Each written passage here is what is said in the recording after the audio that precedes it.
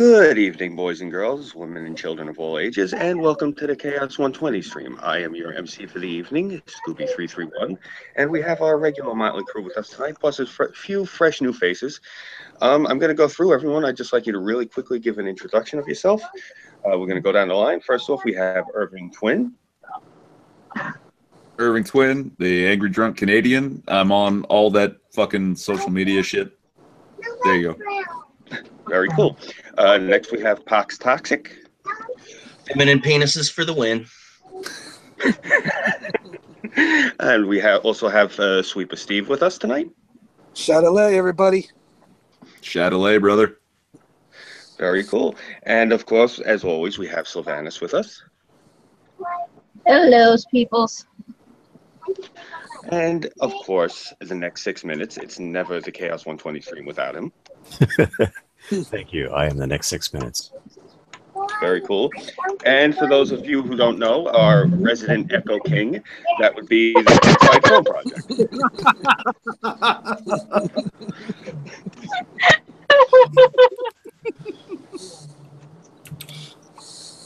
Well, before we get into chaos news, I have a question. Mm-hmm.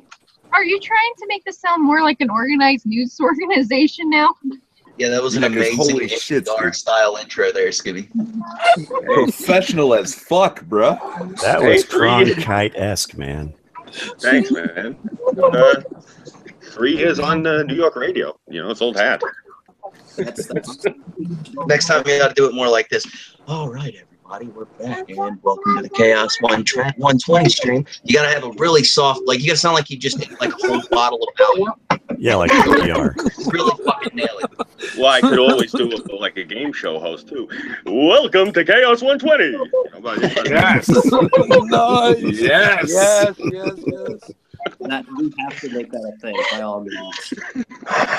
Nothing approves. So now Scooby's forced to. Oh, Scoob! I know what you need to do now. Mm-hmm. You need to record a little opening thing so I can put it on the sound thing when I use OBS. That'd be our opener. Now I just gotta figure out our closer. Not a problem. I'll do it. I'll film something, you know, record something. I'll send it to you. Probably either tonight or tomorrow. It sounds like a plan. All right, cool. That reminds me, I need to go hit up SoFame. Where is this? Here's Twitter. All right, so 6. I understand you have the news for us this evening. I do. And let's see. We'll start off with Sylvanas' offering. That's actually not mine. It's Otika's. I just forgot to put Otika's name in it. Okay. Let's see. Great. Yes, it's cancer. All right, let's get to it. Sexual assault, domestic violence charges dropped against refugee in New Hampshire due to cultural incompetence. Is that really what they want to say? Golly. Okay. You just keep reading. It gets worse. Oh, boy. A judge has ended efforts to reinstate a domestic violence prosecution against Augustine Bahati, a Congolese refugee deemed culturally incompetent. Yes, they say culturally incompetent. Fox, what are you doing? To stand Sorry, trial. was that me? Are you guys picking up? I'm fucking around with my guitar, man. My bad. I'll mute myself the next time I pick it up. Wow. So it was like I had a musical background, a soundtrack. That's not at all what it was like. Yeah, it sounded like spare my feelings. The Congolese refugee deemed culturally incompetent to stand trial early this year. I will see when you guys did that. Thank you. I think I won. So like we're filming a music video there for a second. Circuit Court Judge Kimberly Chabot said that she would not grant city prosecutors a do-over of the case and dismissed the misdemeanor charges against Bahati, 33, 4 counts of domestic violence and 1 of sexual assault. Gosh. The city's top prosecutor on Tuesday ruled out an appeal. All I can say is we made a decision not to appeal, said acting city solicitor Emily Rice. The Bahati case came to light in late June when New Hampshire Attorney General Gordon Why MacDonald. isn't Ajax in the stream and only in the chat? Yeah, I just noticed that too. Ajax. And why doesn't Ajax have a range? I'm doing that now. I can only move so fast. New Hampshire Attorney. This happened in New Hampshire. Yeah, this I completely understand now. New Hampshire Attorney General Gordon MacDonald raised issues with prosecutions of domestic violence cases in Manchester. MacDonald's inquiry led to the abrupt retirement of the two top lawyers in the city solicitor's office and the Attorney General oversight of some office operations. Retiring in disgrace, I imagine. Earlier this year, Bahati avoided a trial after the assistant city solicitor in charge of the domestic violence unit, Andrea Muller, accepted a psychologist's finding that he lacked the cultural competency to participate in the American justice system. Bullshit. You know what this means, right? Yeah, they can use the cultural incompetence defense every time they do something. I'm new to this country. I'm culturally competent. I didn't know didn't have to rape that girl. Okay, you're free to go. Yeah, and that's bullshit too, because I've been told ignorance is no excuse. Ignorance of the law is no excuse. Yeah, I agree. This is getting insane. You know, the cultural this, the cultural that. How about I cultural appropriate my foot into someone's ass? Yeah, a lot bar. That cultural incompetence goes both ways. That we could claim cultural incompetence by beating the crap out of this guy, saying, "Well, we didn't know it's cultural incompetence. We had in mind." We were welcoming. We're all gonna have Carl the Cuck style brown skin envy before the end of the year because of all this shit. I'm telling you, man. Yeah. In July, city prosecutors reinstated charges against Bahati. Court records show that a hearing took place in late August involving Muller, Rice, Bahati, and his public defender, Chabot, issued her order on September 14th. I think I skipped something. Okay. New Hampshire law contains no provision that allows for cultural incompetence, and McDonald's office has said that Muller should have fought the incompetency fighting. Well, no shit. There are no circumstances that warrant and or support the state's attempt at a do-over, particularly where it took no action following the dismissals without prejudice on March 2nd, Chabot wrote. On Tuesday, Rice said prosecutors rarely appeal decisions in criminal cases. She said she made the decision on consultation with her client, the city, but would not identify who. Well, of course she wouldn't. Nor would she explain the reasons for not appealing. Of course she wouldn't. Samantha Piott, the chief of staff for Mayor Ted Gaddis, issued the following statement. The mayor is aware of the decision not to appeal the Bahati case, and he understands the court order. She would not take any questions. Well, of course she wouldn't. Police Chief Nick Willard, whose complaints about the domestic violence prosecutors prompted the Attorney General's investigation, did not respond to an email seeking comment. Rice did not answer questions about any communications her office had with the victim, and she said she did not want to comment on Mueller's decision in March not to challenge the findings of the psychologist. So this is basically a big clusterfuck. You think? It's a big clusterfuck. Somebody was stupid. That's all I have to say. Yeah, there's a lot of incompetence here, and it's not just cultural. Damn. Yeah, I'm from Canada, so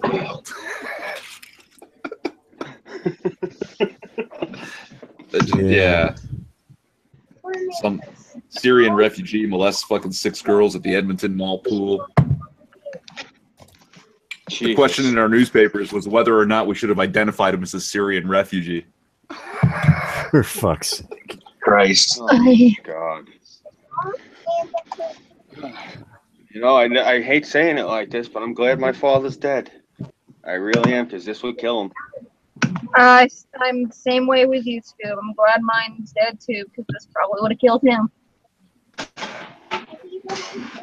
I thank God. I said it was with graciousness that he passed away right before Obama threw his hat in the ring. So, Think he would have flipped out and been on a commie rant every day? oh, bro, my father was a UDT in Korea. I was taught that you kill communists. That's how I was raised. Right That's why I can't go before, into Manhattan. right before we started the stream, I made the comment that I did a 2-hour stream of men's rights. The channel that came out of it's actually now in chat right now. It's Men's Rights Central. Welcome. I actually would like you guys to all sub to this if you haven't. It's a good way to spread the words of men's rights and help hopefully get some of this bullshit that women can get away with and men are stereotypically not able to type of stuff. You get where I'm going. I The will double sub. standard. Yes, thank you. Hmm. I told you guys I wasn't able to really think. I'm sick. Just my That's six all is good. doing chaos news, not me. It's all good. We just like having you here in spirit. Okay, is it exactly as it's written in chat? The Men's Rights Central, yeah. Okay. I could actually pull up the actual link itself if you want it. Yeah, that would Yeah, be sorry cool. guys, I had to go dodge out real quick. I had one of my coworkers passing by. Did I miss anything fun? Okay, I found it. Okay. Well, Sweeper he just shared the secret of cold fusion with us, Burnside. You missed it.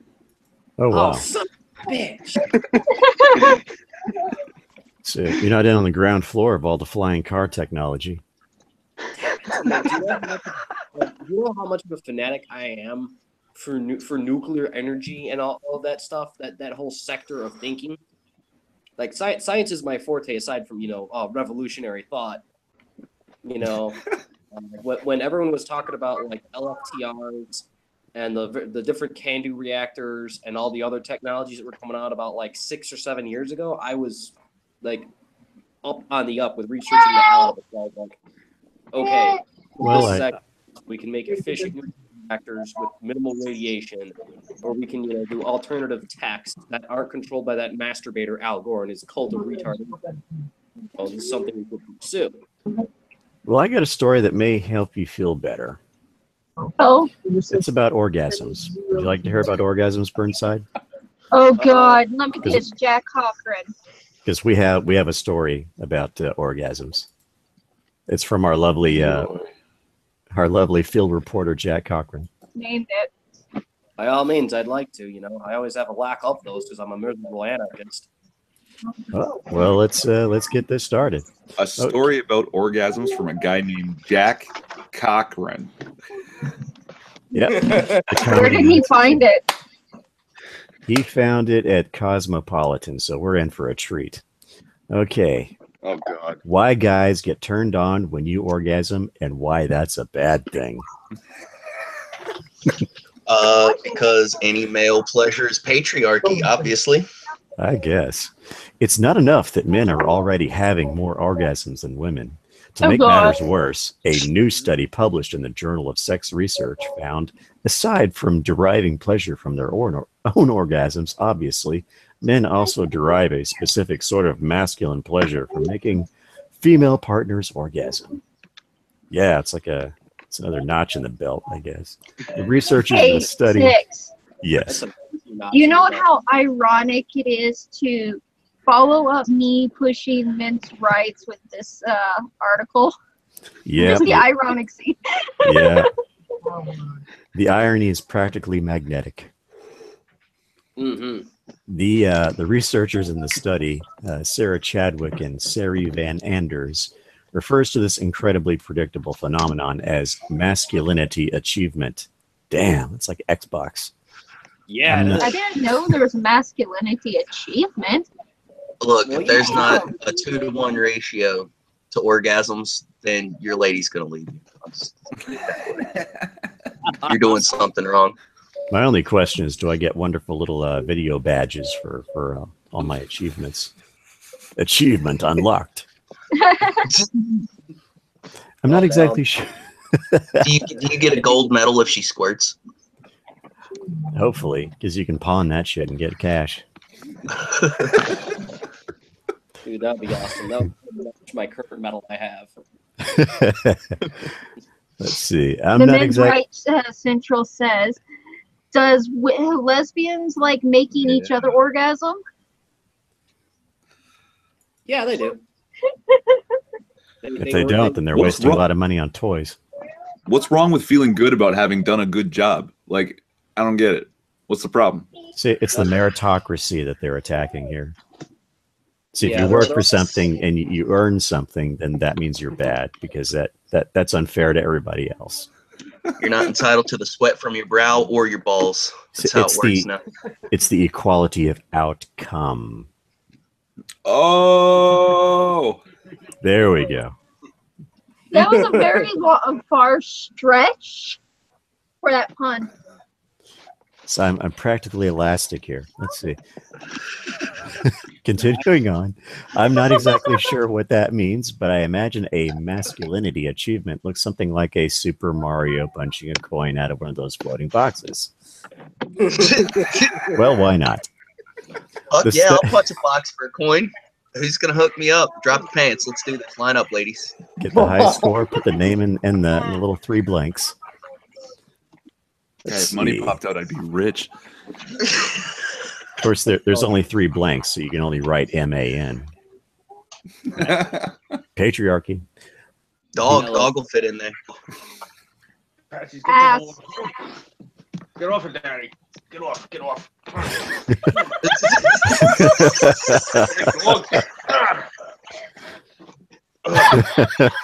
He tackled me.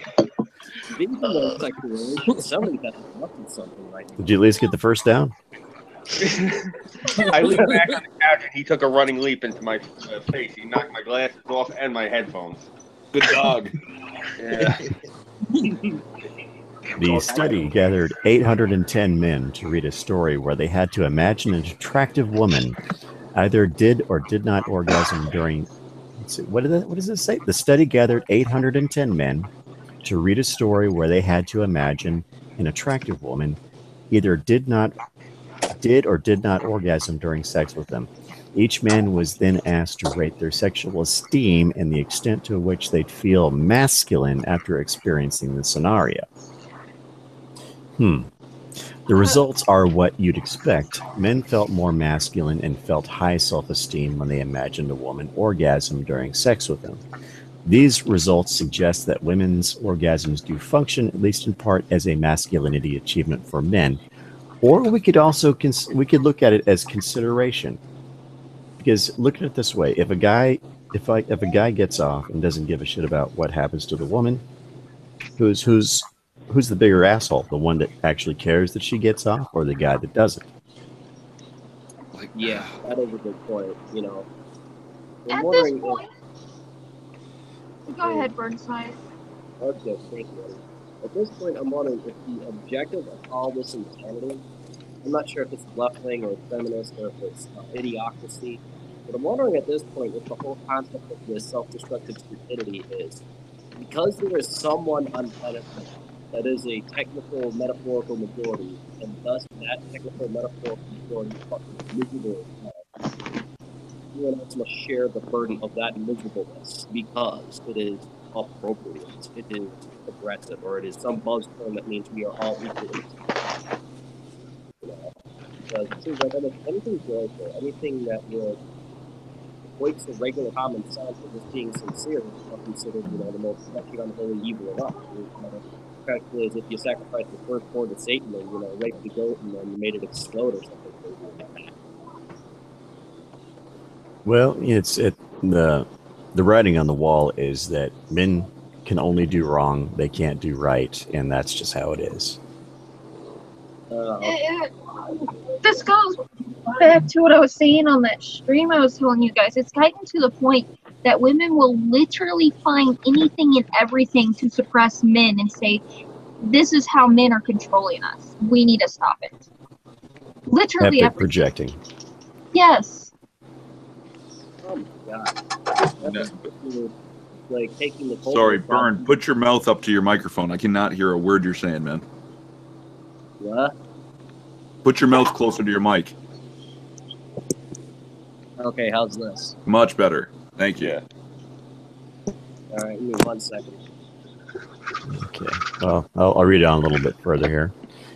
Let's be clear. There's nothing wrong with feeling good and making your partner feel good. In this case, orgasming. Full stop.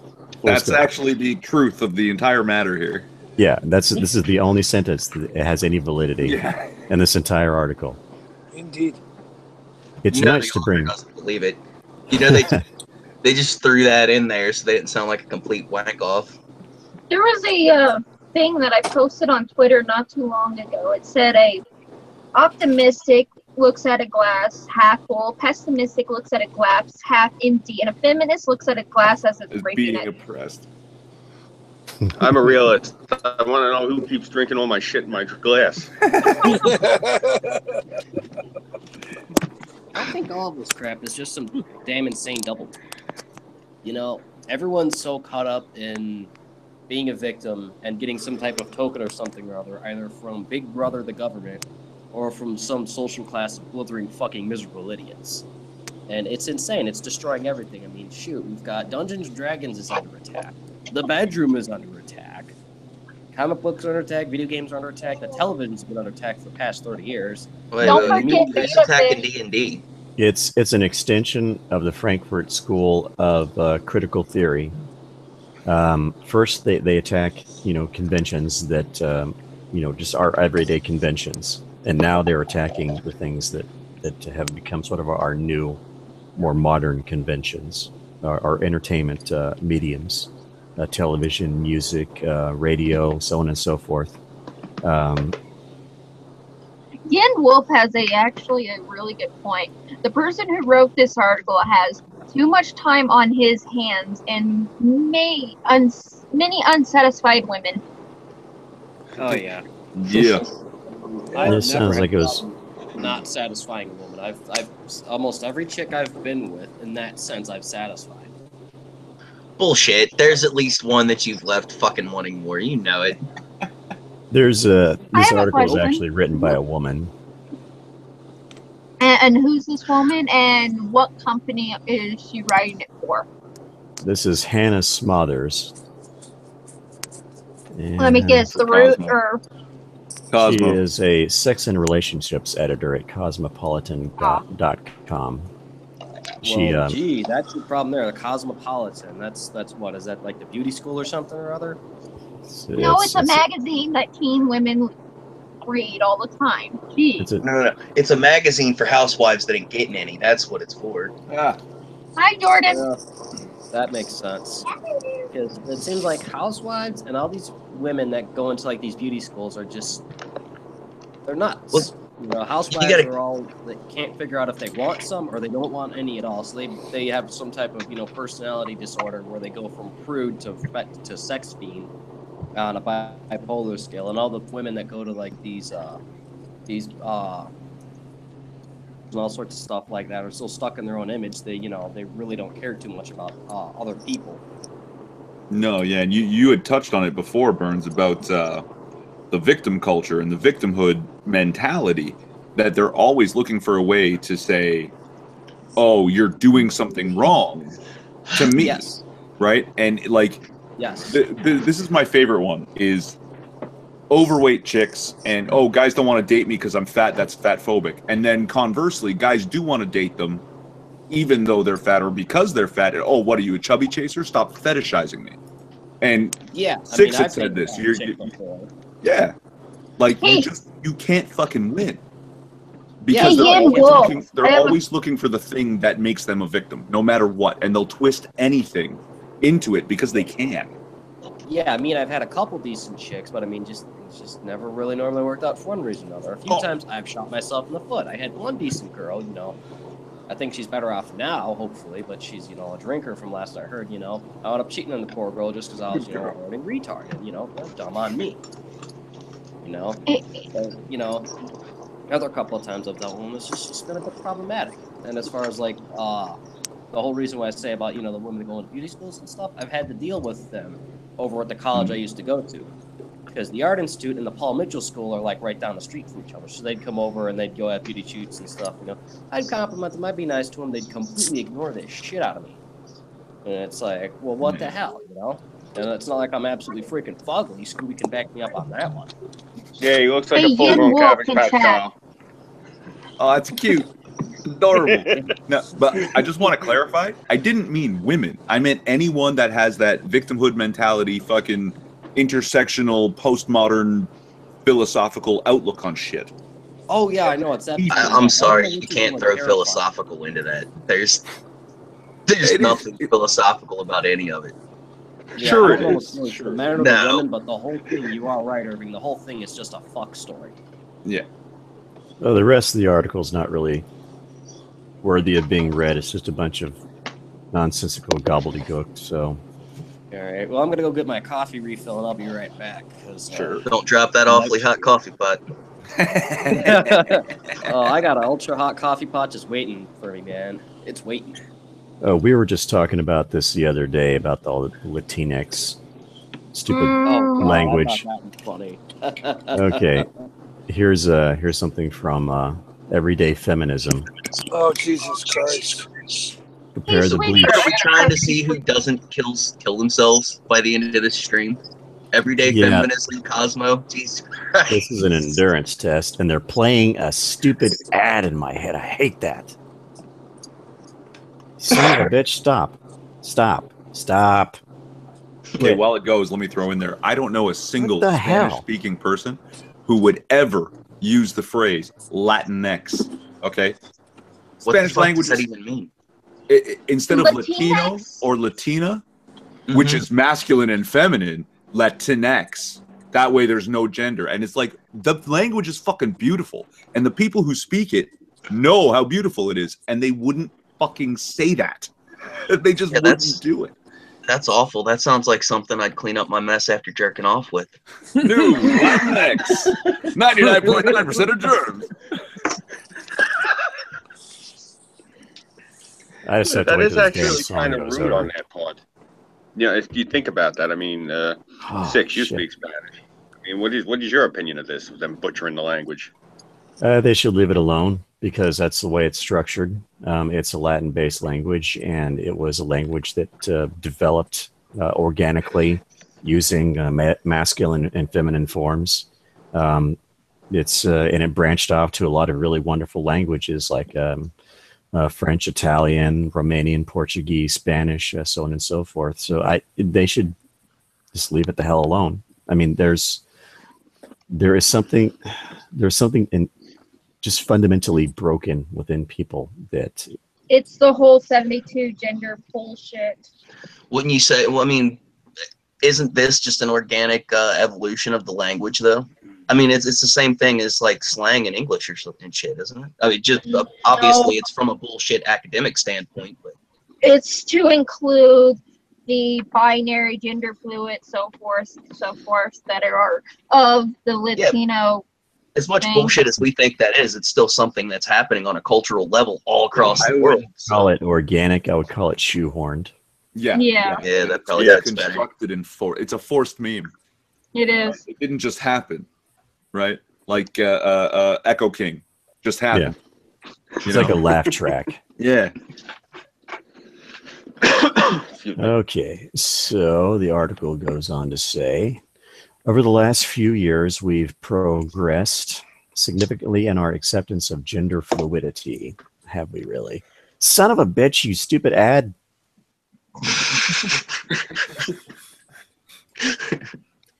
God damn it. Turn off. Ah.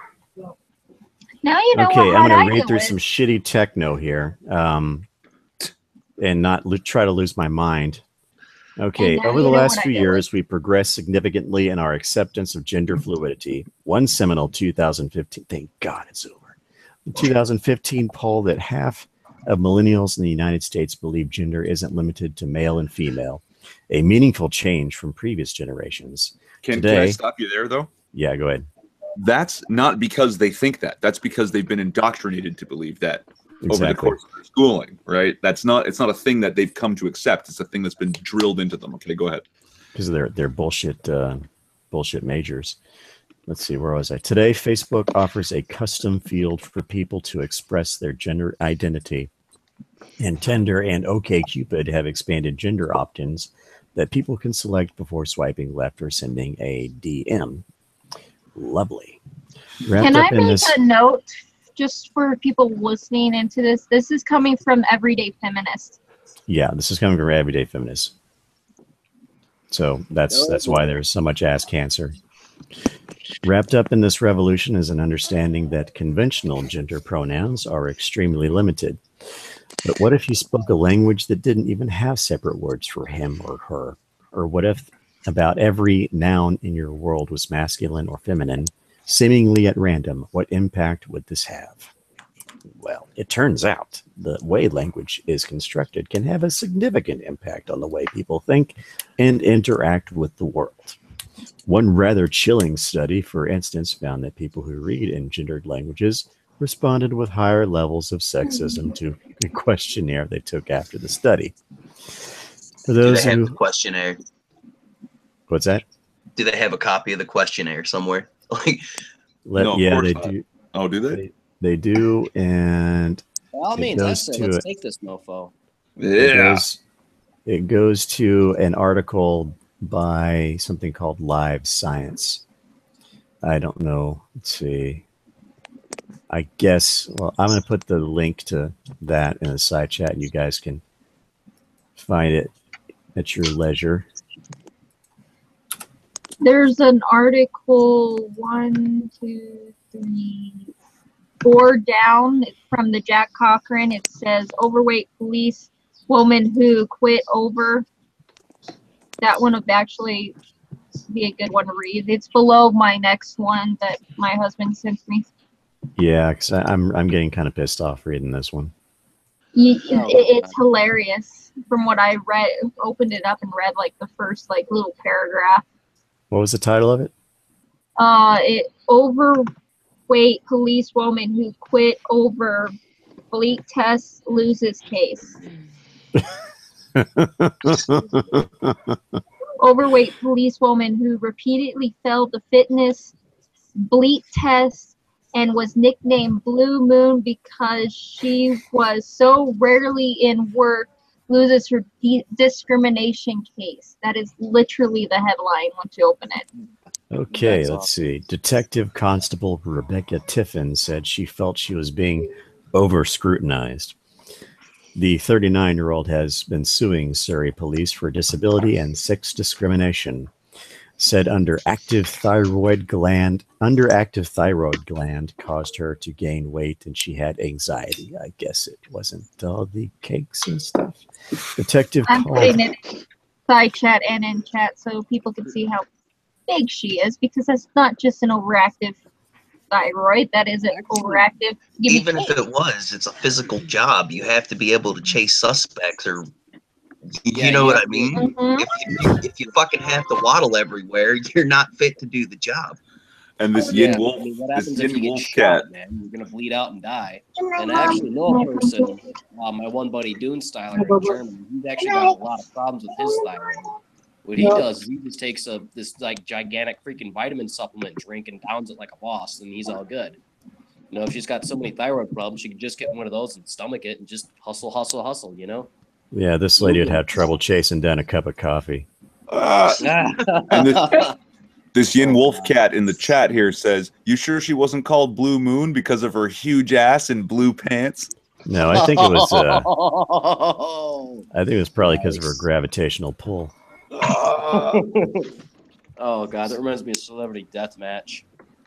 An overweight policewoman known as Blue Moon because she was in work so rarely, who quit after failing fitness bleep tests, lost her discrimination case today.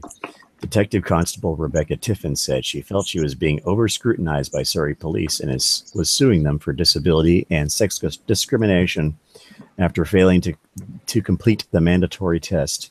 She said that she had an underactive thyroid gland, which caused her to gain weight, and she was also suffering from stress, anxiety, and depression. Aww.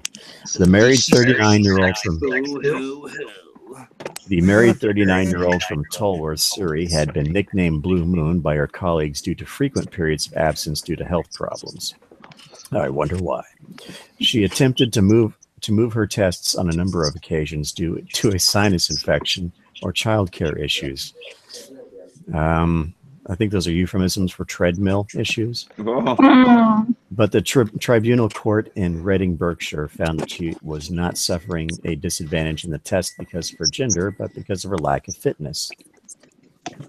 The court also heard that her superior detective inspector, Rebecca Molyneux, had allowed Miss Tiffin to access to the gym facilities at the Staines police station. Yes, you heard that correctly.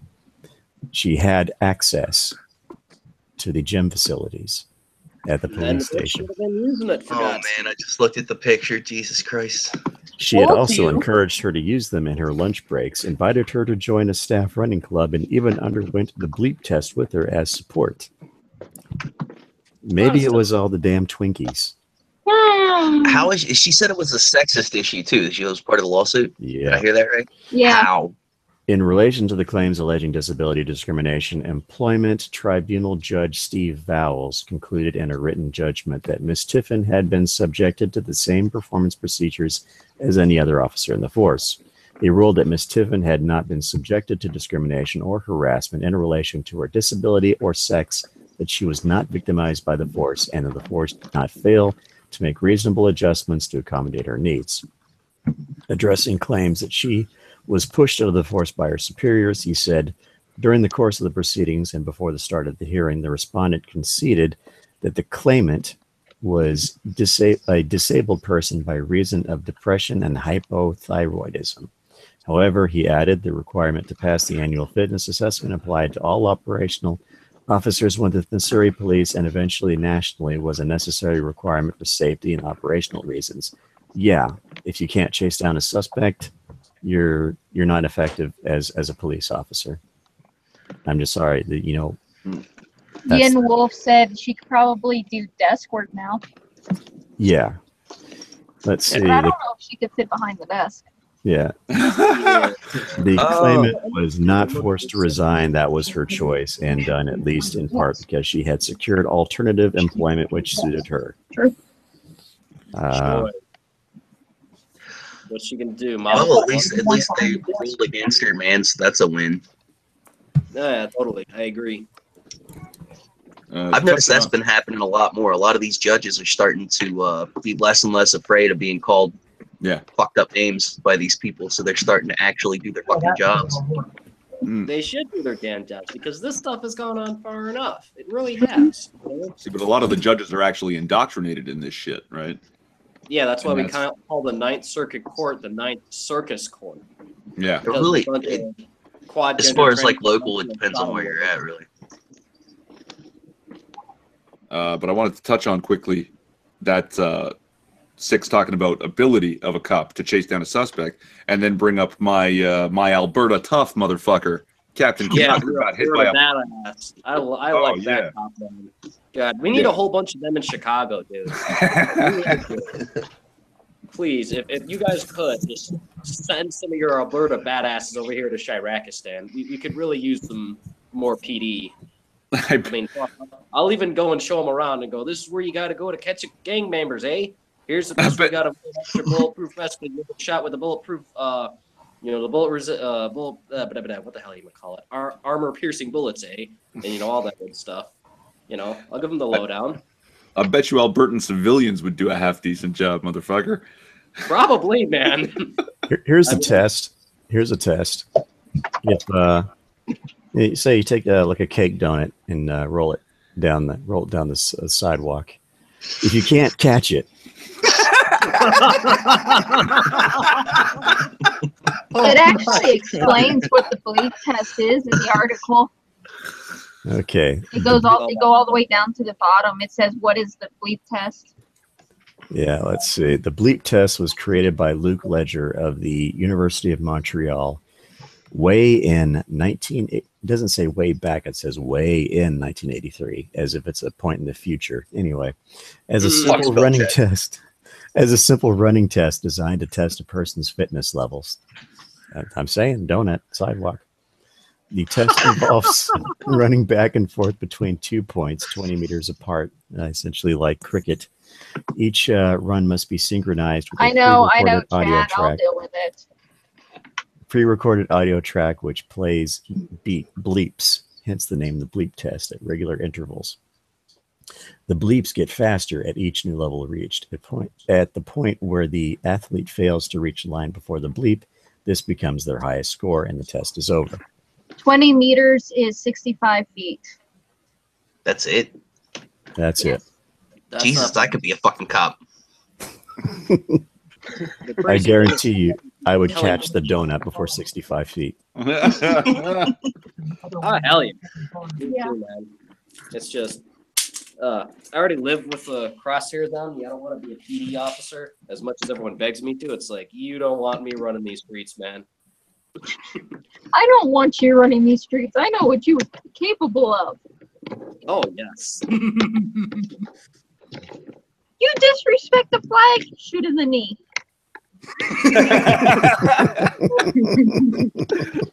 Fucking Yeah, anarchist defending the no. flag. Hey, that's truer to the spirit of anarchy than motherfuckers that are claiming to be anarchists nowadays. Fucking thank you. insanity. It doesn't make any sense.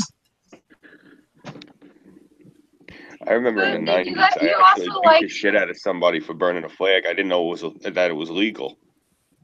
I thought it was illegal. So I remember I beat the hell out of this guy once. I think it was over in Wanto at some park. Give me a second, sorry. Got a call coming in. And then Didn't they handle remember- that back in like the 60s or 70s? The whole flag burning thing with all the hippies protesting Yeah. wars and shit. Yeah, I fucking hated that shit. Stupid hippies.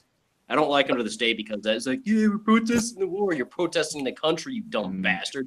Oh, I don't understand. It's like, of course you don't, because you have sex, have 8 transmitted diseases, and smoke pot every day that's laced with cocaine.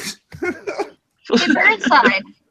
Remember, you're the one that currently now goes, do you need the elevator? Do you need the elevator? Do you need the elevator? Yeah. Hey, at least I got a job unlike those miserable bastards. I mean, if they're gonna fucking be homeless, at least go golf, man. You know, go fucking make your alternative society somewhere and go fucking, you know, pitch up and what have you. You know, don't just go in a park begging everyone for fucking money. I got enough beggars on the way to fucking work, man. Back then, Give you me didn't need some all more. the fucking and shit. Back in their day, you didn't need all the fucking diplomas and stupid shit for a job, man. You just had to be a competent, civilized human being. Which a good chunk of them were. There was a good chunk of hippies that were intelligent. It's just the bulk of them were retarded Borg. Well, the smart ones were the ones you had to worry about. They were the ones convincing everyone else to act like fools. Yeah, exactly my point. It's just like, motherfucker, you know, they're competent enough, but they're like, oh, I'm just going to lead the rabble instead of actually getting a job and, you know, trying to fund my movement, you know. And it's like, oh, for fuck's sake. Here, but before we get too far away from the idea of flag burning, can I just screen share an awesome picture that I saw? Okay, I don't know how, but 1 second. Mhm. Am I screen sharing? Can you see it now? This Polish Yeah. guy with his flag in one hand, burning the ISIS flag in the other, motherfucker. Baddest That picture of the year. is cool Dude, as I'm telling you, this I love timeline that. is fucked. Poland is the badasses of the I know. world I right now. know. Doesn't That's compute. Yeah, Poland's leading the world. That's actually kind of scary, but it's awesome at the same time. You know, there used to be that old Kind joke. How many Polish people does it take it to screw in a light bulb? Well, the answer right now is fuck you, ISIS.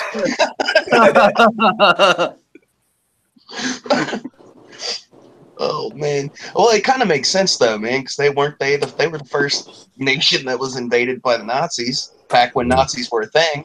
And the first Yeah. nation invaded by the Reds just Yeah. after Yeah, World War II. Man, they got literally double penetrated by both fucking factors, you know. They had Hey. Nazis on one front and the Soviets on the other front. You know, they got raped horribly. Yeah, it makes sense. They would be a little wary of everyone else then. You could Super say they- nationalist, right? Yeah, you could say that they no longer have an open door policy for assholes. Mm-mm. Should give chat the idea on how unfit this woman is, reading the graph and all, like I said, it's 65 feet or 20 meters because we do have some people in the UK and whatnot.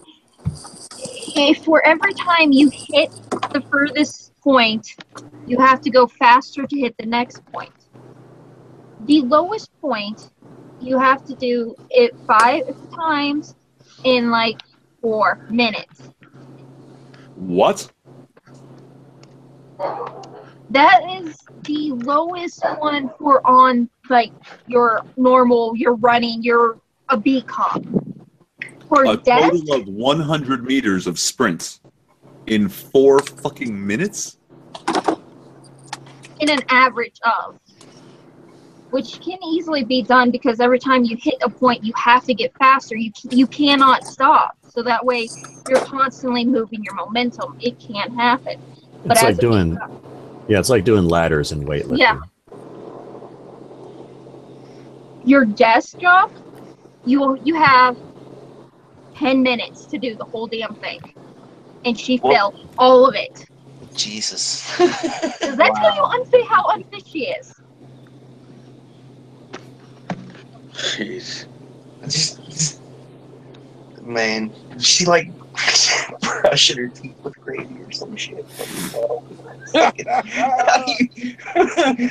do you fuck up even the paperwork? I love stories like this. It makes me feel not so bad for being a lump, dude. I'm overweight. I'm fucking pretty sedentary. So I don't feel bad now. At least I know I could do better than that. Honestly, 65 feet is not really that far to run. No, it's not. Of all the reasons to lose your job, a slice of cake.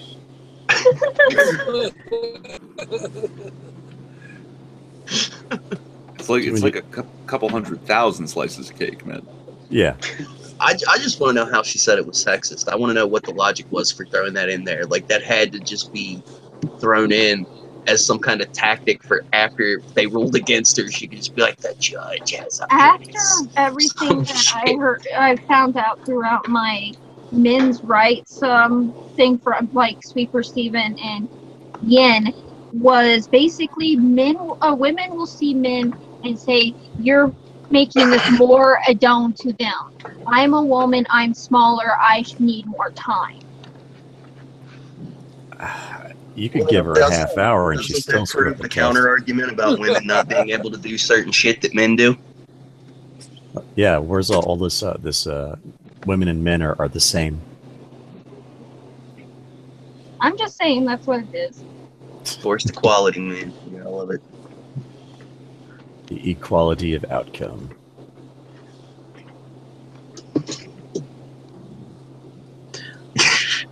We need to infiltrate one of these groups. Who's willing to gain like 200 pounds and dye their hair pink? Oh, hell no. I just lost. I'm actually going to be dyeing my hair red, but I'm not gaining weight. I could easily gain the weight. I just have issues about coloring my hair. I could pass. Wait, I'm not going to get money. I don't mind risking diabetes. Fuck that hair dye. I could pass for a fat dyke if I dye my hair and just not shave for a day. Yeah.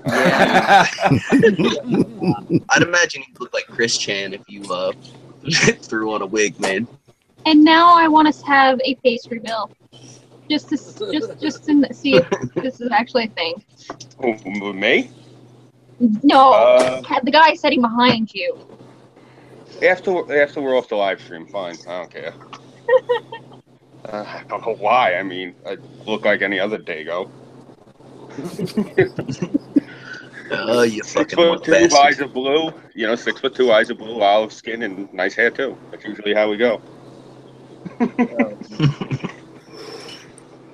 You know what? The scary thing is, after contemplating on that for a few minutes, I could see that some idiot actually accepting it because they're supposed to be. Because actually, come to think of infiltrating and stuff like that, school. Steven Crowder and not gay Jared infiltrated the women's bar. Yes. Yeah. That's what I'm saying, man. Awesome. Somebody just put on a fat suit and dye your hair pink. We got him in. Those guys, I gotta say, I Yeah, don't they always did. agree with them, but they submitted themselves as badasses. Yeah, Yeah. they literally put on wigs and stuff, put on makeup and crap. They had Mrs. Crowder going back and them up, and they infiltrated the Witness March as grannies. I shit you not, and I was like, that's a crazy idea. Not even I would have thought that, and it fucking worked. Even when fucking Steven lost his fucking wig for a second. You know, they're Well- like, oh, I'm sorry. Well, they Dad." can't say anything. You have to accept them. Yeah, He's Yeah. just a batshit lady thing. with a feminine penis. Hey, 6. Yes, 3 articles above that, coming out as fat. coming out what? It's like coming out as alive. I'm sorry. Okay, coming out as fat. Like, how is that? In my experience, that's not different as coming out as gay. Someone comes and says to me, "You know, I'm gay," and I'm like, "Yeah, I know." Like, I've known for a long time. When did you figure it out? Coming out as fat. If somebody walked up to me and was like, "I need to talk to you, man. I'm fat," and he's like, "No shit." You know, I've actually had a lot of personal experience with people coming out to me when they come out of the closet. Like, my sibling figure, I was the first person that helped her actually come out of the closet as being a lesbian. And, like, we, like, went from having, like, one of those odd, like, friendships to being, like, siblings and stuff. Because at first, you know, I was, like, her meat shield boyfriend, basically, because she didn't know how to come out of the closet. And I was like, you know, I feel bad for you in that, buddy. And, you know, you're a full death metal chick. And then after that, after I helped her come out of the closet, we became, like, fucking siblings and shit. Awesome. 6. I put the article inside chat. Okay, let's see. This Oh comes my from gosh. Jack Hawkern again. Okay, I'm reading this.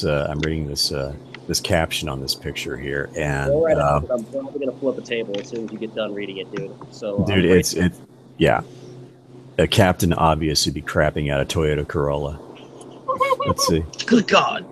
Oh, It God, you're trying says. to make me go blind with these fucking articles. It says, and I shit you not, I can't be fat incognito any longer. It's exhausting and pointless. You never were. Everybody can Protestant- see you. It's like she's There's no such thing as incognito fat. Jesus, these people are Just so... without reading the article, the premise, just from the headline alone, you should just show people how fucking far gone we are from reality at this point as a fucking species.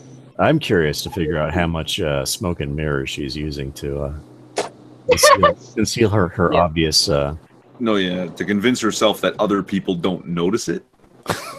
Yin Wolf said that I like is how they such did a- this picture too. They tried to make her look all, alluring and appealing, but you can't hide the bingo wings. Yeah, it's you'd have Yin to, Wolf. Oh God, you'd have to do that. Oh. You'd have to Yin do a Wolf Facebook said- crop on her. God damn it. Yin Wolf said that that's such a non-story. I don't understand why they even published this crap. I mean, who the I fuck agree cares with who's fat? Okay, let's see. You know, I'm that looking at actually, Pox, you just reminded me of this girl that I used to date.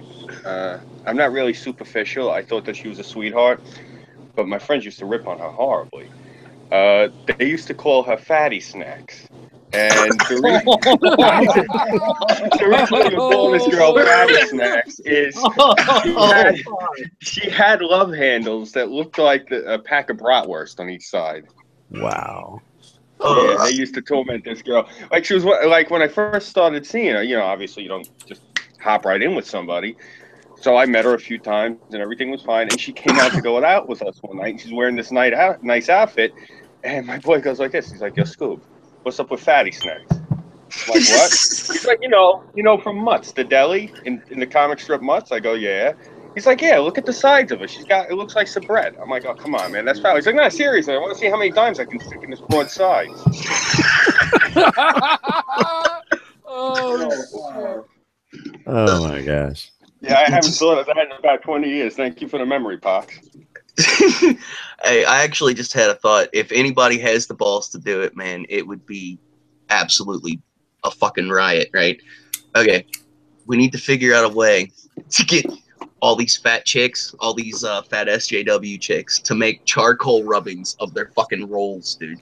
We have to like make it sound like it's some kind of empowering thing. Okay, Pox. Yes. 4chan. B. And just post it a couple of times, and it'll take care of itself. You know, he's got a point. I mean, didn't 4chan solve some medical mystery that had been a mystery for like 40 to 60 years? Fuck that bag shit. They started free bleeding. They started free bleeding. They started piss for equality. The OK symbol being white power. Yes, yes. They started milk being racist. Yes. What is Don't this? you guys know the rules of the internet? You don't talk Oh my about me. god. By the time I found out about 4chan, it was mainstream. Yeah, same here. I've always been kind of a lurker, man. Oh shit, when did I first hear about him? I think it was actually back when Anonymous was, before they went fucking crazy. And it just started attracting every user in the world. Oh my god, I'm reading this article. I know, right? Oh, prepare for some cringe. Oh god. Oh boy. I'm fat. I can't get past the picture, dude. I'm like, I want to play connect the dots with her freckles and shit. Oh, it gets worse, man. Let's see. Did they have more pictures? No, but it's up for a train wreck, man. But it gets worse. Let's see. I'm already ready to flip a desk now, man. I'm probably gonna. She wouldn't look so bad if it wasn't for the fact she's like 400 pounds overweight. What the Protestant hell? Stupid. Protestant hell is the worst one. Do we have to do the donut test for everybody now, I guess? Yeah. Donut. Catch the donut. If you can catch it, you can have it. Oh, that was mean. Anyway, if I was standing in front of you and I said that, you might be tempted to say something like, no shit. If you can see me, then you can know the fleshiness of my body, the accentuated curves. That's not how I describe it. And the fullness of my frame. You can see my fatness, but you might not be able to see me. No, I'm pretty sure. Can't miss you, woman. A decent 10 flying in from Cincinnati could see you. Real. Oh my god. Was that too mean? Okay. My fat is evident, and no amount of slenderizing black clothing is going to hide it. Unless you're a ninja. If you're visually impaired, then maybe you'd know my feeling, the amount of extra flesh in my body. In the movie Ray, it's mentioned that the legendary singer would make sure that a woman was slender by checking to see if his thumb and forefinger met when wrapped around the woman's wrist. Just because he was blind, he didn't want to be duped into a relationship with a woman pretending she was thin. Well, the first time she sat on him, he would be would be quite evident. Christ almighty. Oh my god. So Ray if you're was not a large man. so if you're visibly impaired, full disclosure, my wrist isn't easily encompassed with one hand, or maybe five. Before I came out as fat, my friends and family had been well trained to never bring up the subject of my weight. We all participated in a group delusion of my own making. No. They just didn't want to listen to her ree and squeal when they said, "Hey, fatty, put the fork down." They wasn't a delusion. They just didn't want to deal with the aftermath. Yeah. I didn't want to be criticized and chastised because of my weight, so we spent a lot of time avoiding the topic. Well, I wonder why. Yeah. Before I started to write for Ravishly, I never... Oh, she's a writer for Ravishly. Okay, this is why she has that platform. Did you not notice where the article's from, and this is by her? You know, when she went to submit this article to her editor, they were like, they read the title, they were like, "Coming out fat." Oh, honey, you're not fat. You know that's what that conversation was. It's a bunch of placating, fucking jerk off shit. You're big boned. There's just more of you to love.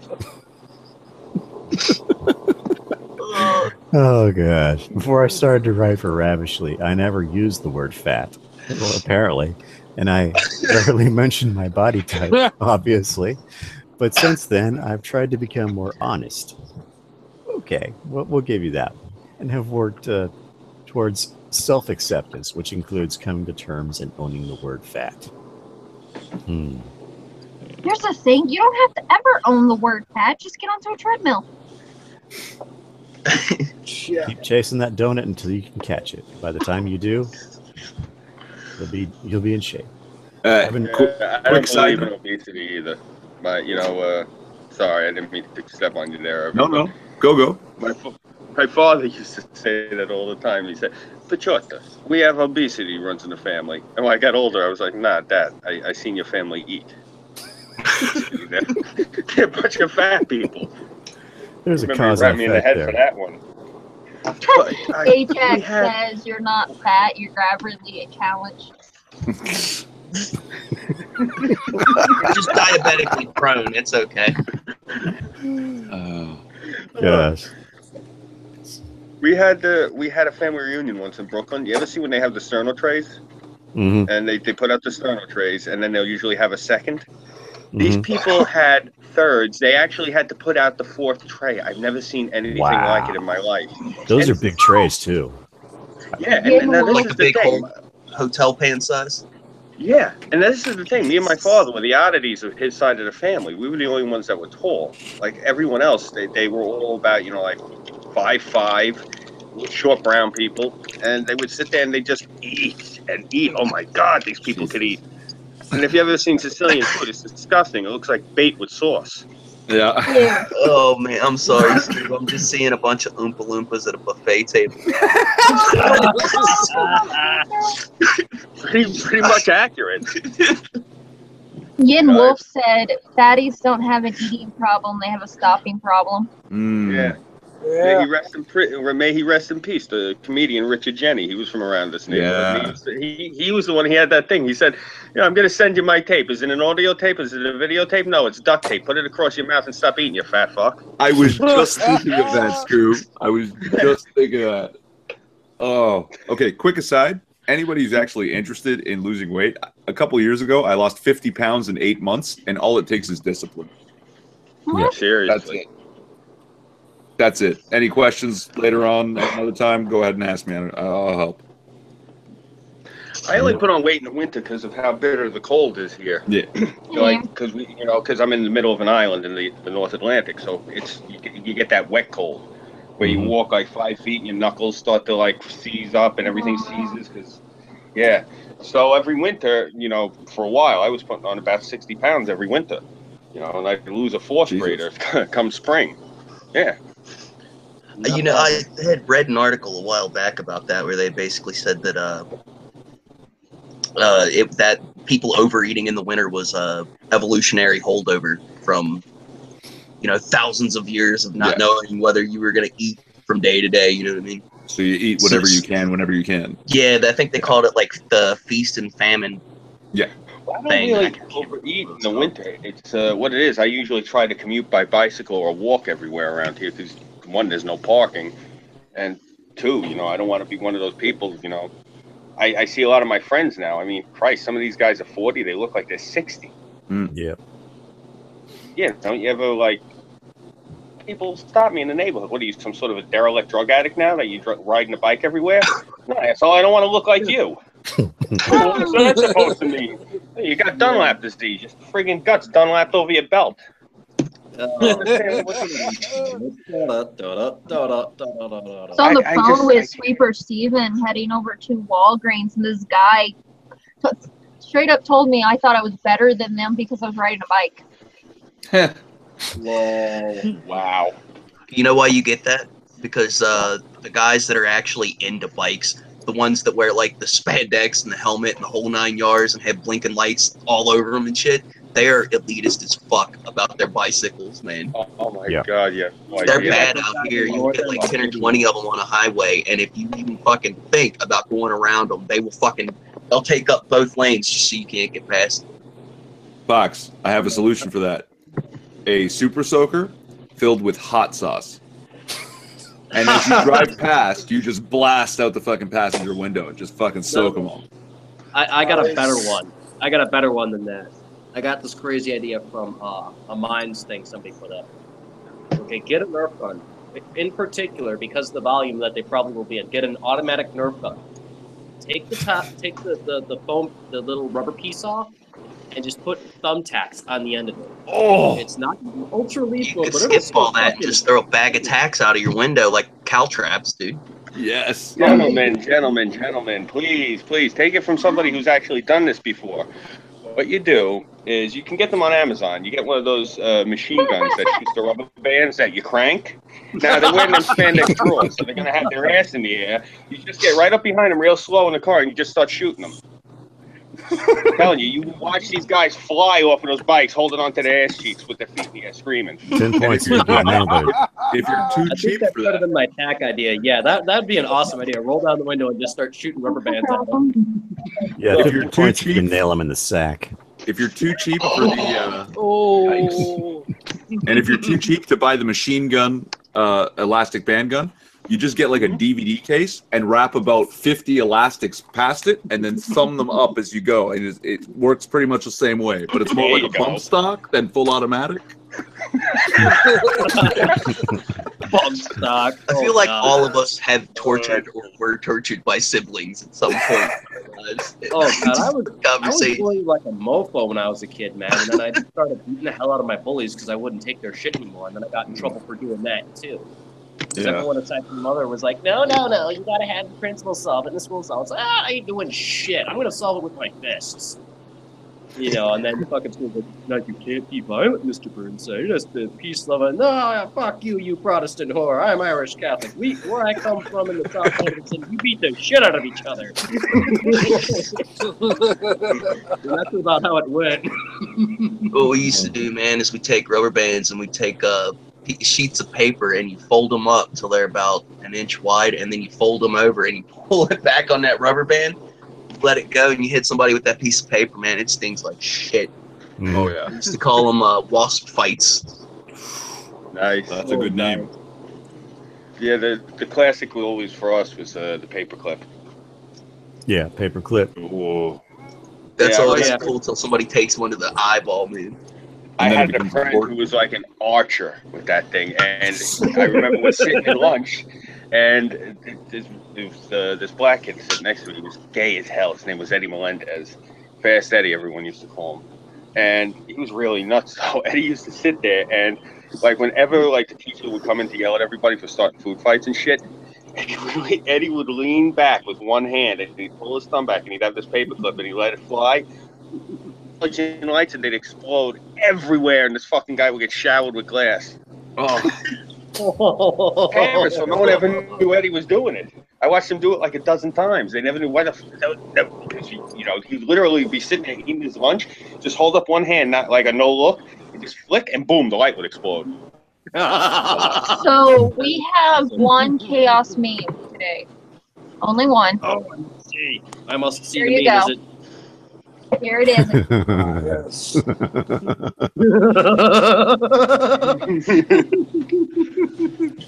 Bloodwing is a never-ending wellspring of dank memes. That is Dude. Bloodwing is the man. Oh yeah. I want to be like him and that Dragon Man when I really fucking old. Oh, what That the guy video I was sent like- you? Yeah, I couldn't believe all the stuff that dude had. I was like, I love this man so much. I want to be him when I get old and get ready to die. You know, that's what I You have. seen how I said what I wrote when I sent it to you? I said this diffuses the whole New York Jew myth. Yeah, I was like, oh my god, so many helmets, so many flags, so many guns. And he was like, oh yeah, and each and every one of these things works. And I was like, holy shit. Just holy fucking shit. Yeah, that guy's cool as hell. I gotta show you his other video. It's hysterical. He gives you a tour of his museum that he has. He has a museum there too, not just a gun shop. And I seen it. I'm like, holy shit! He has like all these different rooms for the different wars that the Yeah, United that's the States one has you been showed in. me.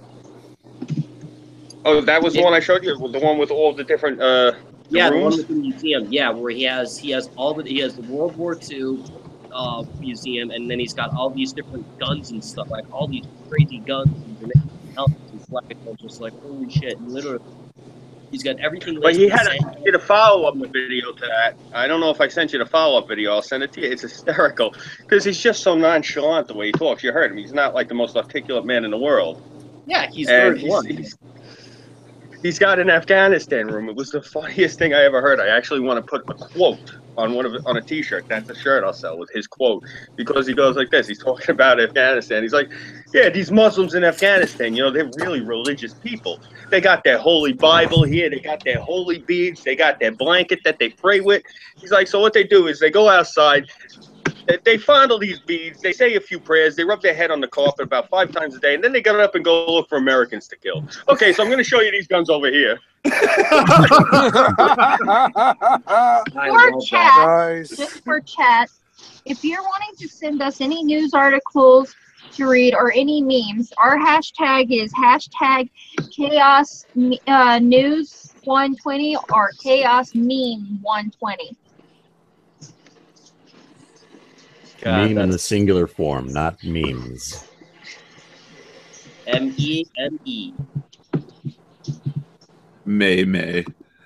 That one and Mimi drives me up a wall. Oh yeah. You know, the funny thing is, I actually had an aunt when God bless her soul when she was alive. Her nickname was Aunt Mimi. Literally spelled the yeah. same way as meme, but this was like, you know, in the early 2000s, 90s, you know, before memes were a real thing. So that's what we called my grandmother. Yeah, usually it's short for something too. Like I had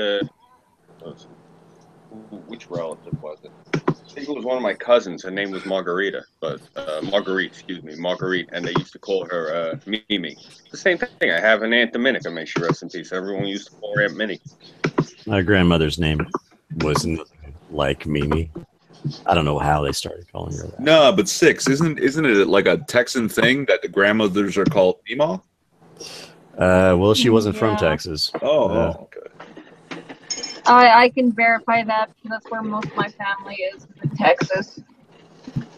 But that, yeah, it is a common thing down here. I'm in the same boat as Irv. I used to call my grandmother Nona. Yeah. That's actually what I call my uncle's grandmother, as we call her Nana or Nona. And my aunt that we called Mimi, her name was Marilyn, like Marilyn Monroe, but she didn't pick Marilyn Monroe. Like, just call me Aunt Mimi. And I was Oh like, okay. my god. Alright, I'm about to drop something in the chat, you guys. This is fucking amazing. By all means, lay it Now, on what me, is Pop. this? That's a fucking video? God damn it. Just the picture. I don't know how it's going to show up with this link, but oh my god. It's amazing. That's a huge link. Yeah, I was hoping it was just a picture, but I tried to open it in its own window. Fucking was a video. It started playing. That sucks. Did you see it? Fritos? Oh, the other one. The Fat Ninja eating Fritos is pretty funny. This one's fucking amazing. What? It's a fat chick, and her bra is red, and it's got eyeballs. Oh, and yes. she's painted herself green, and her fat ass belly looks like a Ninja Turtle. I don't think she painted herself, bro. I think somebody fucking shopped the green in and the eyes. That's awesome. Either way, it's amazing. Mm-hmm. So That is Yin awesome. Wolf just gave me this in Twitter and DMs. You guys can have fun with it however you want, but I call bullshit. This All right. vid here? Let me see. Yes, fat feminist thinks she swims 2 kilometers a day. Oh, I think I That's heard. bullshit. By That's swims, does bullshit. she mean floats? Oh. There's a big difference. Walrus can swim very, very far. I was just getting ready to say she's probably pretty buoyant, dude. Yeah. Fucking And doggy paddling is considered swimming, so. I've seen this whole thing. It's basically a bunch of fat people saying, "Oh, it's not like you can expect to make a lifestyle change and then just maintain that." Right? And it's Yeah, like, yeah, you can make a lifestyle change and commit to it. You know, the thing with these pansy asses, they want their victim points, and my thing is, I want to shoot them. You know, I say if you will be a waste of And space. this is why you can't be a cop. Yeah. Oh God, There it's we that go. video you shared, Sylvanas. Is that what you guys are talking about? The Yeah. fat chick Mhm. TED Talks. Yeah. Yeah. Oh God. Yeah, but this is years Oh, before that's- the TED Talk. This is pretty old, and yeah, she's talking about how she only ever eats salad, and there's like a Yeah. bunch of people who actually are like fitness trainers in the audience. There's a nutritionist and a doctor in the audience, right? And they're all explaining, look, you have to consume more matter than you burn to gain weight. You can't just make matter out of nothing, right? Like it's not possible. Yeah, you can't get nothing out of. You can't get something from nothing. It's simple as that. And The thing is when I had Assure, I was actually gaining weight, and I was not eating, but I wasn't gaining that much weight. I was kind of like 10 to 20 pounds over the weight I should have been, but I wasn't eating, and I was just swelling. That was like, what, 200 pounds overweight? There's a difference. Yeah. Like if you're consuming a lot of water and refusing to eat, your body's going to retain the water, but then you're going to lose a bunch of weight and you're going to be malnourished, right? Mm-hmm. To get to her size, that's years and years of improper nutrition and neglect. I can guarantee you too. She's probably one of those people that fucking she eats salad. My ass. She eats a fucking big ass meal and then gets a Diet Coke with it too. Yeah. But that's another thing that fucks people up. They're like, they do these crash diets and they're like, oh, I'll drink these diet sodas instead of regular shit. And it's Pox. She says she eats salad. She did not say she eats healthy salads. It could be a salad of candy. ranch dressing and shit like that. Yeah, It could she be a eats salad of different candies. well, she eats a salad, taco and then salad. she eats your salad, and your salad, and your salad, and your salad. And when she's done with that, she'll eat that guy's salad. You gotta remember, What I was taco getting at was, salad is still a salad. What I was trying to get at was, they go on these crash diets and they drink these diet sodas and shit, and that artificial sweetener fucks with your body. It doesn't know what to do with it, so it just stores it and you fucking balloon up. No, there's something else about that. Aspartame kills people. No, it doesn't. Everything you know about aspartame is bullshit. I love how everybody seems to. I've done a ton of research on this because I drink only Diet Coke, and the reason I don't have the same problem that other people do is because I never switched from sugary pop to diet. And the problem is, you taste a diet pop, and your body expects calories. So when you don't get any of the calories, your sweet tooth gets activated, and you're craving sugar because your body thinks something's wrong. So you have to switch to water if you drink sugary pop and you're trying to diet, right? But the thing about aspartame, like a lot of people are so quick to believe that, oh, some artificial sweetener production company is happy to poison your children and give everyone brain cancer to make a buck, but refuse to believe that a multi-billion-dollar sugar industry would smear its only competition while giving everyone diabetes, right? Well, both situations are fucked up. I mean, refined sugar, the refined sugar they use and everything is just basically pharmaceutical grade sugar. Oh yeah. Like, I mean, that's not something you want to be eating constantly on a daily basis. The real problem is that it's in everything. You guys might want to watch a documentary called Sugar Coated. Oh, Sugar Coated. Okay, I haven't seen that one, but Fed Up is another good one. Yeah. By all means, I'll have to watch both of those. And definitely, You're gonna watch Food Inc. too if you're gonna watch those two. You might as well round out the set. Yep. I'm gonna go with Irv though on this one because my aunt actually got killed by NutraSweet in the '80s when they came out with it. That's one of the reasons it's not on the market anymore. Yikes! God Yeah. damn. Also, another thing with these artificial sweeteners is they are not made for somebody with a normal diet. They're actually made for somebody that has like diabetes that can't process normal sugar. Yeah, that like even if there are bad sides, and I'm sure there's bad sides to everything, right? Like too much aspartame is no good for you. But if you're diabetic, sugar is basically poison. So what are you going to do? Yeah, that's you know what true. Too much of a you good gotta thing is a realize bad thing. there's so many ingredients you don't even realize what you're taking into your body. Like, let me give you an idea. I'm sure everyone in this stream has at least once in their life had a Tic Tac. Yeah, of course. Actually, that's what I'm chewing on right now. You know what the main Congratulations, you're eating AIDS. No, not even. What? Turtle wax. Are you Turtle kidding? wax. Yeah, the crap that you put in your car. Yeah, but turtle wax Wasn't, is inert, right? Funny. If you flip it around and look on the box, it says Caranuba wax. That's the main ingredient of that shit. Yeah, but it's inert. You don't even digest it. You just sort of pass it, right? Shit like Well, that. hell, I don't know. all over I the never place, really too. went at it with like a lab kit. I'm just saying that's like the main ingredient is turtle wax. Wasn't Crisco developed as machine wax or machine Yeah, Yes, it oil? was. grease. Yeah. Machine grease, yeah. Yeah. And Another then they were video. like, fuck it, just feed it to people. It ain't gonna kill them. Another documentary you guys might be interested in is called "What's with Wheat." You were telling me about that Is the that other day. about Yeah. people with gluten problems? Yeah, it's what's basically the premise of it, but it goes into what it is we were actually eating as far as wheat goes, and that we're eating it improperly because in ancient times they understood that you needed to let this stuff malt before you ingested it, because the body is not actually able to process it properly, unlike animals. So essentially what you're eating is wheat that is like fresh off the plant and into the grinder, into the mill. And then that's used for baking the bread and stuff like that. There's no intermittent step between Right. to get the wheat to malt. Well, you want to talk about malt? Oh yeah. Well, how is it then that you can have two people that have basically the same diet? They're eating the same amount of wheat, Just out of and curiosity. one person gets a gluten allergy and the other person doesn't. Well, that's the thing. There's this condition that I have. It's called leaky gut, and that happens whenever. I know it sounds stupid, but No, it I happens. know what it is.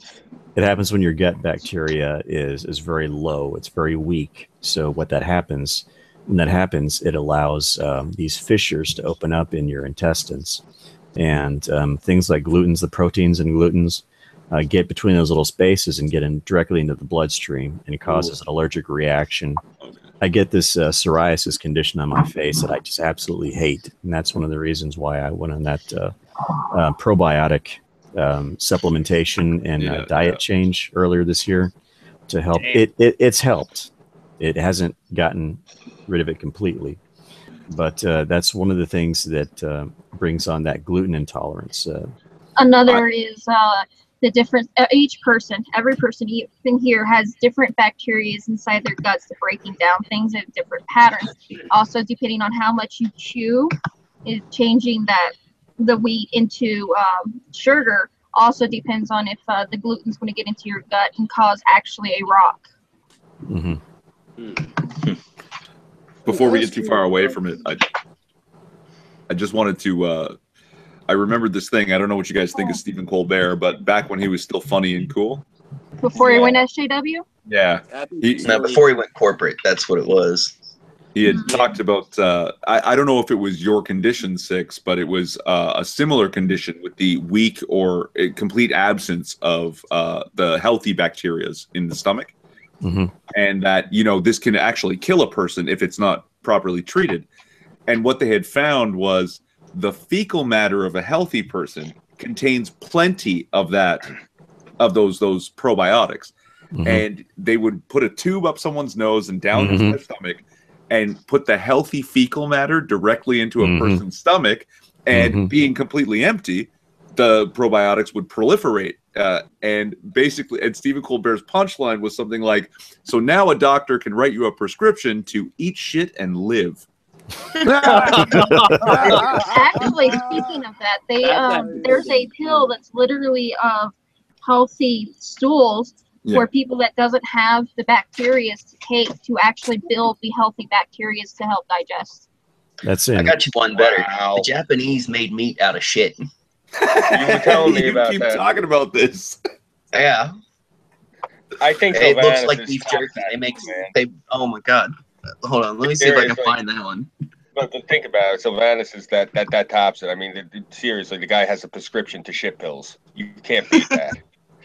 Oh. I have to eat shit to live. Hold on. I need to take my pill. Oh, what type of pill? It's shit. Can you imagine having that conversation in the middle of like a Starbucks or a Sizzler or some shit? All right, hold on, I gotta take my pill. What is it? Oh, it's shit. Well, Oh, I hate making fun. You know, I'm not trying to make fun of it, but wow. I would not have thought of using that as like a way to treat that disease. I did hear about that a while ago, where like people were like experimenting with turd bacterias and what have you in order to boost other people's immune systems because they just flush all their stuff out of them. And as far as one thing I wanted to ask is, in the old days, didn't we like ferment wheat before we started cooking it? Like we went through some like fermenting process. yeah, that's that whole malting procedure, just letting it bloom some before you. Yeah, it's basically soaked in water until it actually starts to germinate a little bit, and then you use it. Yeah, the same process is using for beer making. The barley is laid out and hydrated, so it will begin to malt. Interesting. What is that when it's made? I think in Belgium. I think it's called Weisshafen. They ferment it in the open air bins so that like whatever is blowing through the air can get into the mixture. Yeah, it's the same. It's more or less the same kind of idea behind sourdough bread. Yeah. That's actually exactly how I've described wheat beers to people who aren't familiar. It's basically, if beer is bread, wheat beer is sourdough bread. Yeah. Oh, I like wheaty beers. They're so yummy. And I love sourdough bread. We should combine the two. Yeah. Well, fuck, Belgians make beer like Italians make wine. Oh, like there's awesome. so much care that goes into it, and it's meant to be paired with certain foods and stuff. Like they're fucking nuts like about their beer, man. Stella Artois, right? Oh my god. Yeah, my mother got green hooked on that. My Eat a mother green- loved those. Oh. And Here you guys go. Here's a picture of those actual pills I was talking about. Wow. Well, you know, if you take those pills, you can pill. never again claim that you're not full of shit. That is true. That's funny. God, we got to tell Bloodwing about that. You know, you guys ever take these when you guys were trying to get high? Oh, Jesus. Here, 6. Herb, Inside the you were side saying- chat is the name of those pills. I can't pronounce them. Clostridium difficile, yeah. Oh, Lord. Oh, yeah, no. Eat a green olive. Mm-hmm. While the taste of the green olive is still in your mouth, sip your Stella. It's a whole different experience. I've heard that before. I don't drink anymore, but I might actually, during the holidays, I might actually indulge in a Stella just to try that. Yeah, no, And, it's insane. Right. And here's another thing about green olives. If you have a sore throat, slowly chew green olives. Really? The salt No way. content draws the moisture, the water out of the tissues that are inflamed. So it'll give you some relief. Interesting. Between you and Scooby, I swear to God, I'm probably not going to ever eat again. Ew. Well, you're not going to like what I have to say because I usually We're on have- food. Have you guys seen where they're making a meat product out of human cells? Oh, yeah, I gosh. seen the thing that you said. I'm not looking at that, man. I'm having to take. So I don't essentially, want to Cannibal the Musical has now become a documentary. Yeah, pretty much. I mean, this isn't the poop meat. This is they're like cloning cells or growing it like a culture, I guess. Growing stem cells as meat? Yes. Human stem? Yeah. Are they going to Yeah, market I'm it as pretty long sure- pork? I don't know. I don't even know. Could you get, what the hell is that disease you get? The prion you get in your brain if you eat meat, or if you Oh eat, yeah, the Creutzfeldt-Jacobs disease? yeah. Yeah. I can't remember what it is, what it's It's called. like the but human wouldn't form of would you mad still cow. get that from eating? No, you have to actually eat lab-grown infected meat? tissue.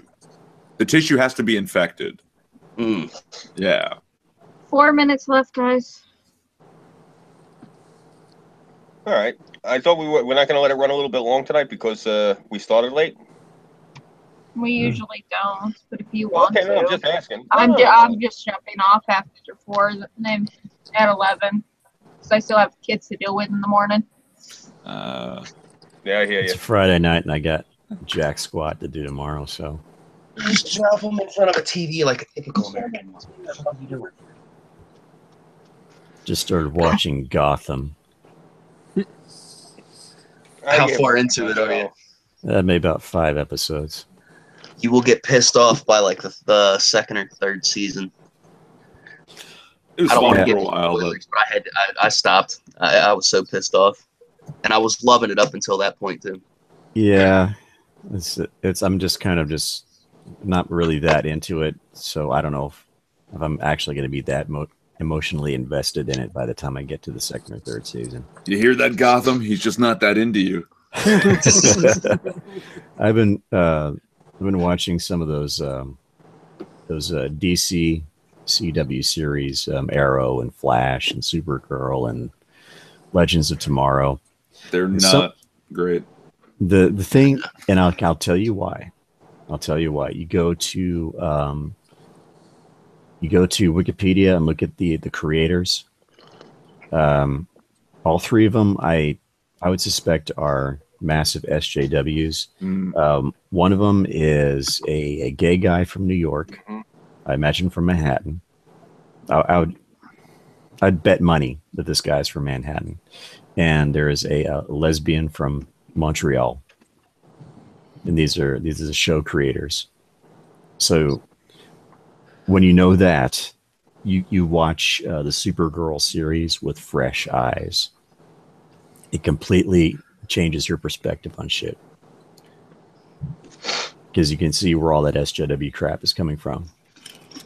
I'm not saying that all obviously with guys like Milo, not all gays are SJWs, but you can see kind of where that comes from. It's easy to fall into it when you're part of a group, right? Yeah.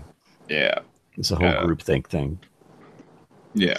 Well, if you listen to what Prince of Queens, man, he according to him, fucking Queens, love that guy. Yeah, he's awesome. He's one of my favorite gays. But yeah, if you listen to him, he talks about it like the gay community's they're done with the feminist shit because now they're starting to turn on them. Yeah, because gay men have fucking male privilege still. What the hell did he call? He was on a stream I was watching last night. What did he call it? The white gay menace. That's what they're calling it now. The white gay menace. You know what separates him from other SJWs? And because his ability to think, not just no, his ability to fight. That man can knuck, all right, and like he sounds so gay. He's got this very flamboyant character about him, and if it came down to it, he'd put up his fists and beat the shit out of somebody. And that's why he's like something is very wrong because he was very much part of the social justice before we started calling it social justice. And he knew then something was wrong. And he knew it because he'd been in fucking fist fights. It changes your perspective on shit. And I'll tell you a great example is the Pink Pistols. Have you ever heard of these guys? No. It is a pro-gun gay lobby. I heard about them. They're trying to turn the gay community onto firearm ownership. Yeah, these are at large. It's a very different kind of thinking. Going from having other people protect you, hiding behind authority figures and so on and so forth, to self-reliance. You're in a completely different mode of thinking. Yeah. Oh yeah. Well, I'm gonna call it a night, guys. I'll talk to you guys tomorrow. All right. Good night, Sylvanas. Feel better, man. Take it easy. Get some rest. Good night. Yeah, I hate feeling sick. That whole self-reliance. All right, now she's gone. Let's talk about her tits. No, that whole thought of self-reliance, right? And what's the saying that God made men, Samuel Colt made men equal. There we go. Exactly. There we go. Dude, one of the things I used to tell people is you don't pick a fight with the gays, man, because you got to figure. Back when we were growing up, they got all kinds of shit just for being gay. If you were a little fruity, at least around here, so they were fighting all the time. After you get your ass beat so many times, you're gonna start whooping ass back because you learn from the failures. Believe it or not, I was just about to say some of the worst fights I've ever been in were with gay guys. Yeah, because they're used to having their asses kicked. They ain't gonna take it after a while. If you come into Manhattan and you go into the Village after dark, that's their territory. They will really fuck you up if you go into like the Village and start talking shit about gays. All of a sudden, like the whole bar will stand up, and the big fucking strapping guys, yeah, they gay too. You know, the guy over there with the eye patch, believe it or not, he's gay. Like the whole bar is gay. So You know you'll end that, up getting your ass beat. And they all You know pull that- hair and bite. So fuck Christ. You know those guys from I wish it was that. the Blue Oyster Club in the Police Academy movies? They're real. It's like that. Oh, yeah, man. yeah. Yeah. Those guys will like mop the floor with you. I think I told you about the guy in the I don't know how neighborhood. true that is now, though, man, because you see all the, you know, at least in the coastal areas with the the gay protesters, they all just seem so sickly and just gangly and twigs, like they. All the kids. Those are all the kids. Trust me. These older guys, like there's a guy in the neighborhood. He's notorious. It's you know, everyone calls him Gay Joey because his name's Joey and he's gay. And he's as tough as a coffin nail. The bar I used to work the door at, it was, I think I told you, it was a bouncer bar. Like bouncers would go there on their nights off, so all the clients were bouncers. I really had my hands full throwing these guys out. And this guy would come in, probably about maybe 5'7", and about $1.80. And he'd get a few drinks in him, and the first thing he'd do, he'd start going around, he'd find the biggest biker, and he'd just grab his ass. And the biker would turn around and he'd start talking shit. Like, what the fuck are you doing? Are you gay? And he'd sit there, sip his beer. Yep. And I'm cruising for you.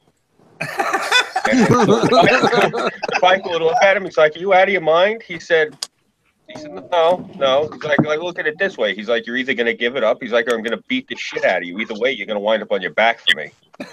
No. And he was, and we had a lot of trouble with him because his brother was one of the bartenders at the bar. So we used to have to tell him, you know, we pulled the guy to the side, like, yo, Matty, listen, your brother's coming in here. You know, there were pagans here last week, and he on the bar and he tried to take the guy's throat out. You know, you can't let your brother come into the bar no more. But that was like the local gay guy we had in the neighborhood. He was a fucking psychopath. And the best part is, during the day, you'd see him, and he'd be wearing one of those bright pink shirts with an ascot. He kind of looked like Fred from Scooby-Doo. He was a hairdresser. Of course he was. But as soon as his day was over, he'd throw on the leather jacket, he'd go out to the bar, and he's picking fights with bikers. It's just something with the gay community around here. These guys are tough as hell. I knew a dude. He went to jail, and what he did was in Newport, we've got all kinds of bridges that run from Kentucky to Cincinnati, and under one of them they call it Peter Park. There's like a little park under this bridge, and at night all the gay hookers, that's where they hang out. You want to go bang a butthole or get blown by a dude, that's where you go. Well, this dude got it into his head. Park like that.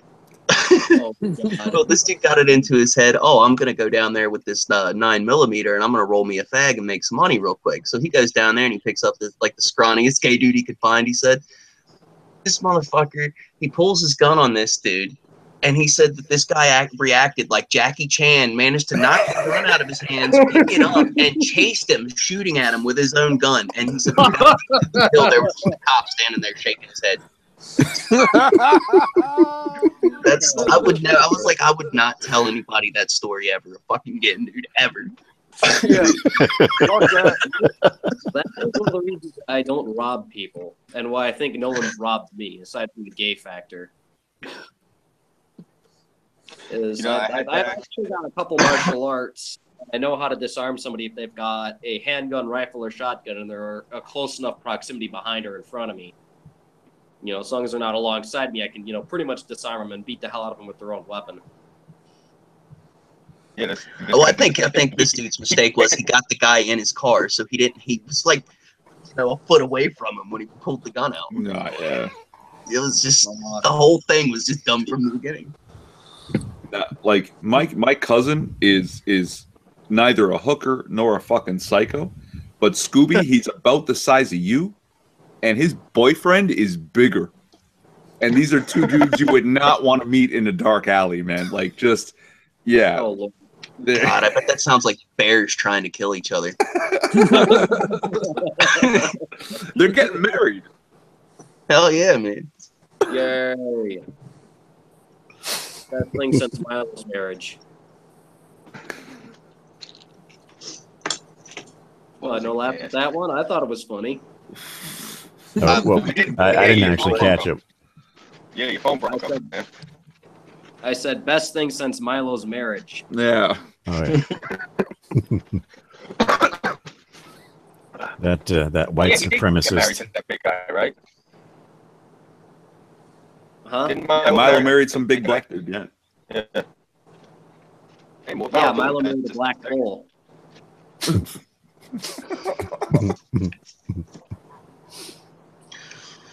Prove how much of a Nazi I am. I'm gonna fuck this black guy. Yeah, I know, right? Yeah, the joke I've been saying is before he goes to work, he preps the bull.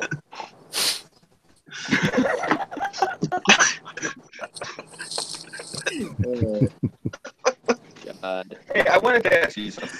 If it's an involuntary reaction, is it considered homophobia? The first time I ever seen two gay guys making out, I actually went to cover the opening Crowbar in Manhattan, and I've seen gay people all the time, whatever, walking around, whatever. But I mean, these guys were like going at it like in a romance movie. And I turned around and I didn't realize they were there, and I wasn't even drinking that much. I had like 2 or 3 drinks over the course of the evening. But I turned around and looked at them, kissing, and they were making out, and all of a sudden, I projectile vomited all over them. Oh shit!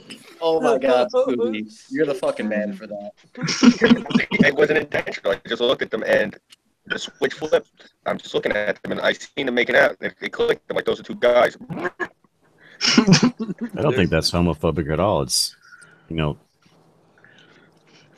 SJWs would say it's oh, you're being homophobic. No, it's like thousands of years of male female reproduction. Right, heterosexual reproduction, and it's something that's innate.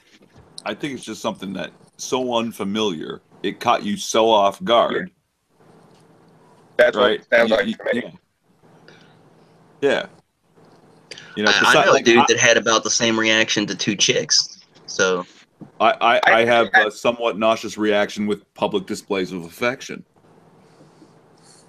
Any public right. Yeah. I think it's something yeah, absolutely. Caught off guard whenever you have something like that happen, whether it's 2 dudes, 2 chicks, a dude and a chick, or a pair of quad gender transdimensional brony furry lords, just slop and spit, It's just something that naturally catches people off guard. And if you've had a few beers and you vomit, well, then you had a few beers, caused you to vomit. Shit happens. I can't see anybody having that reaction in the age of the internet, though. That blows my mind when you could just fucking completely destroy your brain on the weirdest goddamn porn you can find. True. About, let me see, when did I go to? This was, I think, back in 2003, 2004. When I covered this, it already broke me that that the first time I got to meet Scoob and that when we were all getting our gear together at the base camp and stuff, he actually hands me the all genders bathroom sign, and I'm just like, this exists? I thought this was a joke, and I was just like, my whole system just like mentally shut down for about 8 seconds. I was looking at this like, this should not be a thing. There are only 2 genders, and everything else is a goddamn perversion that nobody wants to acknowledge, because they're just fucking rape bastard children or something or whatever. My old lady was telling me about a conversation she had with somebody she works with, where they were saying, oh well, the transgender thing, it's not a mental illness, and then in the next sentence said something about most of them being depressed, and I'm like, yeah, depression is a mental illness. You just destroyed your own argument right there. Yeah, that happens with a good chunk of them. Because the thing with it, from my limited understanding of it, and I've had some real issues with this crap. My relative understanding about it is there are, just like how homos have that lump in their brain, there's a couple people that are genuinely dysphoric, and they have that type of thing where they don't feel comfortable in their own skin. Yeah. But outside of that, It's the fact that they've had abusive childhoods, or they have a depression of some kind or another, and they think this will change something because they'll be more acceptable, or that they'll feel more comfortable as it. It's the same reason people get knocked up. They think if they have a child, the thing will, give unconditional love to them, and it'll be reciprocal, loving relationship. And instead, when they have the child, they're like, this is the worst decision I've ever had. That's why a good portion of the people who actually go trans wind up hanging themselves, or they commit some form of suicide. Well, and the fact that the left is just using them as a literal vehicle for just rubber stamping every insanity that they have and getting any dumbass politician into power that's a Democrat. Because all politicians are reptilian students, Alan. Yeah, the percentage of suicides in the trans community is insanely high. It's 40-odd% or something. Yeah, because you I'm really a woman. Then you chop your pee-pee off, and then you realize you're not a woman, and you're like, what the fuck have I done? It's not even that. That's what happens sometimes. Other than that, it's just that they just have issues, and they go to their friends, and they're all fucking left-wing sociopaths, and they're like, "Oh, become a quad-gender trans-dimensional brony lordess, and you'll be all better about yourself." And then all those chemicals in your brain, whenever you get your fucking testosterone or estrogen or whatever, just does a mix, and your system goes fucking crazy. And then I would think it has something to do with, like, okay, I don't know if you guys know Riley Dennis, right? Oh, everybody knows. Well, everybody knows his Ms. Adams. Heard of this person? his Voldemort on the throat. I'd bang him. Yeah, straight goods. I'd fuck that girl. Not because I find her particularly attractive, but because she's such a little bitch. It's like you need a good dicking. But moving on, it's all about dominance. It's a hate pretty much. Yeah, exactly. Hey, Ajax, how you doing? What's up, Ajax? Hey, buddy. What up, Ajax? But Burnside got me thinking about something. Do you think? Okay, so we're living in a society that's becoming increasingly narcissistic, right? Nobody can deny that. Right? Yeah. Do you think that might be a big part of the reason why people on an individual level are having so many mental health issues? Because the people that you should be able to go to for a support network are too into themselves to actually feel any kind of empathy for what the other person's going through, and that's exasperating the situation. Maybe that is on a case by case, possibly. That's on the tail end of it. I think the problem is that we have, like, okay, most animals survive on a struggle. You have a very particular kind of goal in mind, and it's very difficult to achieve. Our lives are easy because all of our survival goals are basically met. And so we don't have any real struggle that means something. We struggle with fucking, 72 genders. That's completely meaningless because my life is not fucking in danger. I'm basically, like everything is so easy for us that we have this need. Gestapo gets set up, it will be. Sure, yeah. But we have this need to struggle. And when there isn't one, we make it up because we need to fight. It's an animal instinct to claw and scrape for survival for something. And when it's not survival, we'll make up shit to fucking claw and scrape at. The patriarchy. Yeah, it's made up. Makes a lot of sense. You know, that actually does make sense. There's a guy up here in New York with me. I haven't met the guy yet. I've been trying to get in touch with him. He's kind of flaky. He goes under the handle of Billy Bong. He's got a few videos on YouTube.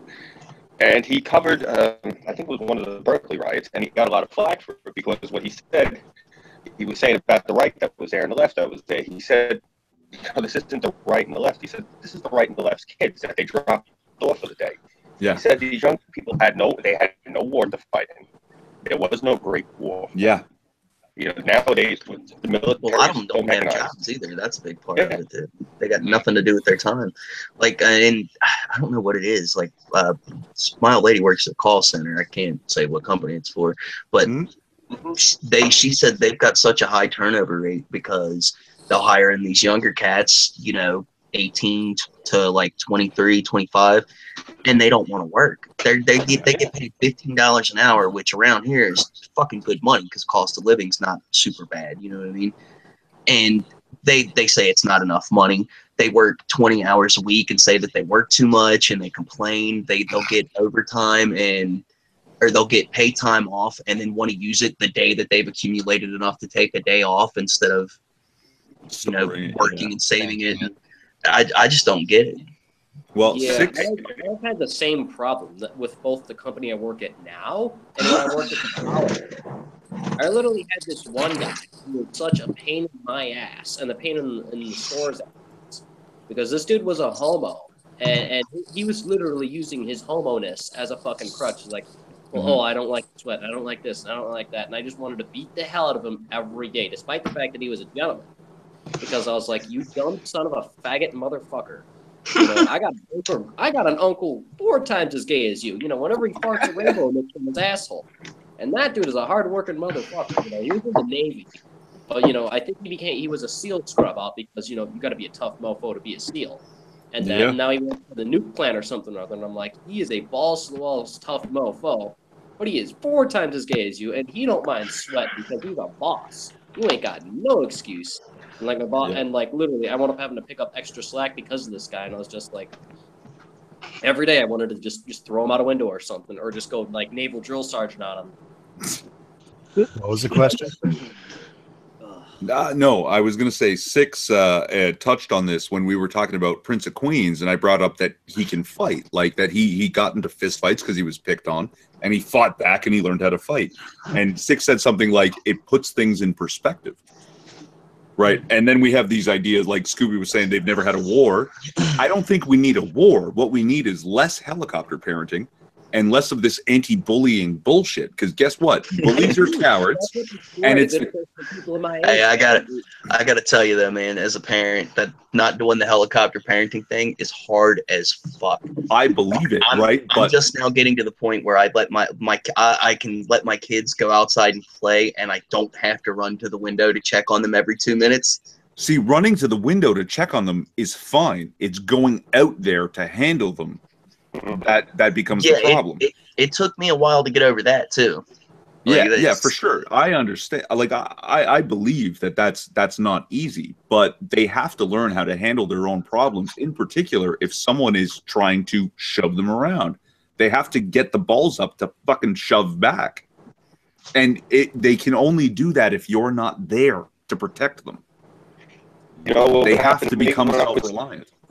When I was a kid, if I got into a fight and I didn't win and I came home, he smacked the shit out of me and I had to go back out and beat the hell out of the kid. Hey, Scoob, you are roboting really bad now. Damn it.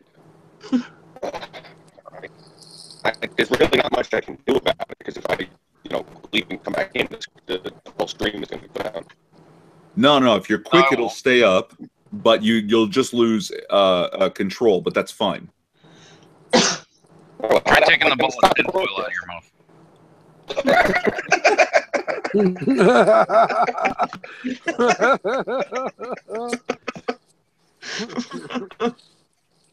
I know what the problem is. Oh man, yeah. I don't want to do these days, but I am so worried that I might do that helicopter parenting crap. My parents, my mother especially, because I was pretty much an only child on your phone. You got your headphones in. I know. It's just I can actually read his lips. It's easier to read his lips than American lips, which is weird. We articulate in Canada. Lol. You articulate in Canada? See, I can read that. That's Mr. Toxic, by the way. Hello, Mrs. Toxic. Hello, Miss Toxic. Hello. Good evening. Hi. Wait, are they talking to me? I can't read their lips. They don't have lips. Turn the stream on your phone. We all say hello, Mrs. Toxic. Toxic. Is it on your channel? Scooby331. That's on my channel. I don't have a camera on my PC. Dyslexia. I was putting in 113. Okay, there's his face. Well, guys, I got to take off because I actually have to eat something here because I'm starving to death. So I will see you all later, and thanks for having me on the show. Good to chat with you. You're welcome, man. Have fun, man. Have a good night, man. See you, Six. Shadowlay, everybody. Shadowlay. Shadowlay, bro. Shadowlay, man.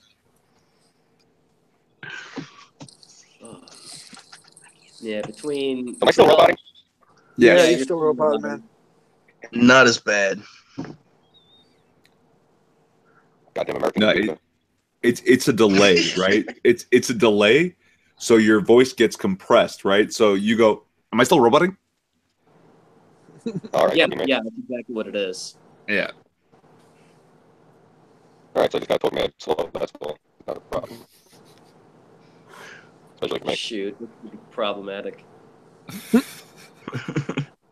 it's Google. What do you expect? Yeah, Google's Yeah. piece of shit. Google, they're bullshit. Yeah, I don't know what I'm gonna do for the future generation, man.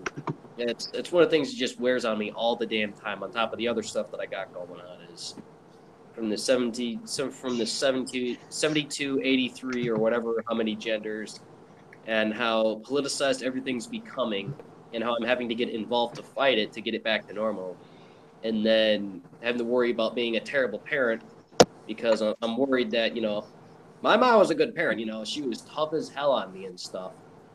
And so some of the other guardian figures I had, and even my father, even though, my folks were divorced since practically day one, and he's crippled,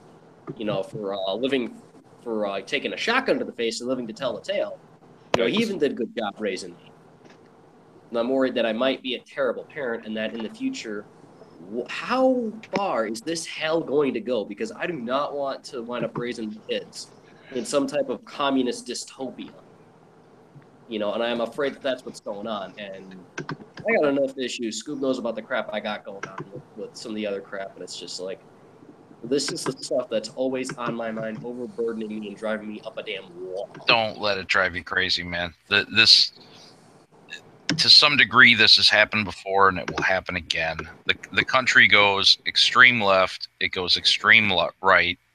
It goes back and forth. Don't let it drive you crazy. Yeah, like a pendulum.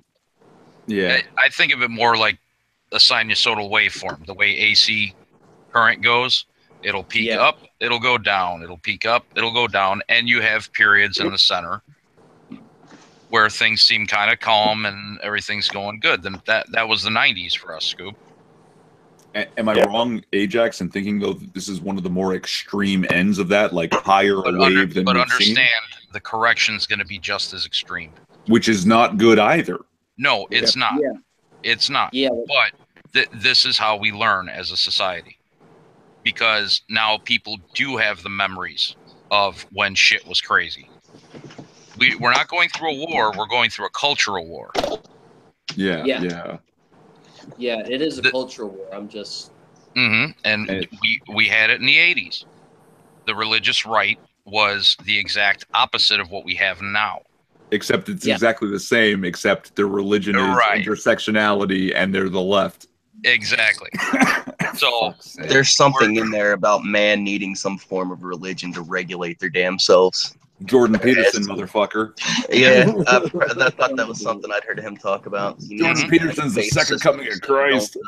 Love the man. Use your fucking mind. Okay, the 5-minute warning, gentlemen. 1 minute warning? Cool. What, we're almost done? Yeah, well, 5 minutes. That's a solid delay today. But no, I mean, Burnside, don't let it weigh on you that heavy, man. You know, when you have your kids, you raise them the way you know best.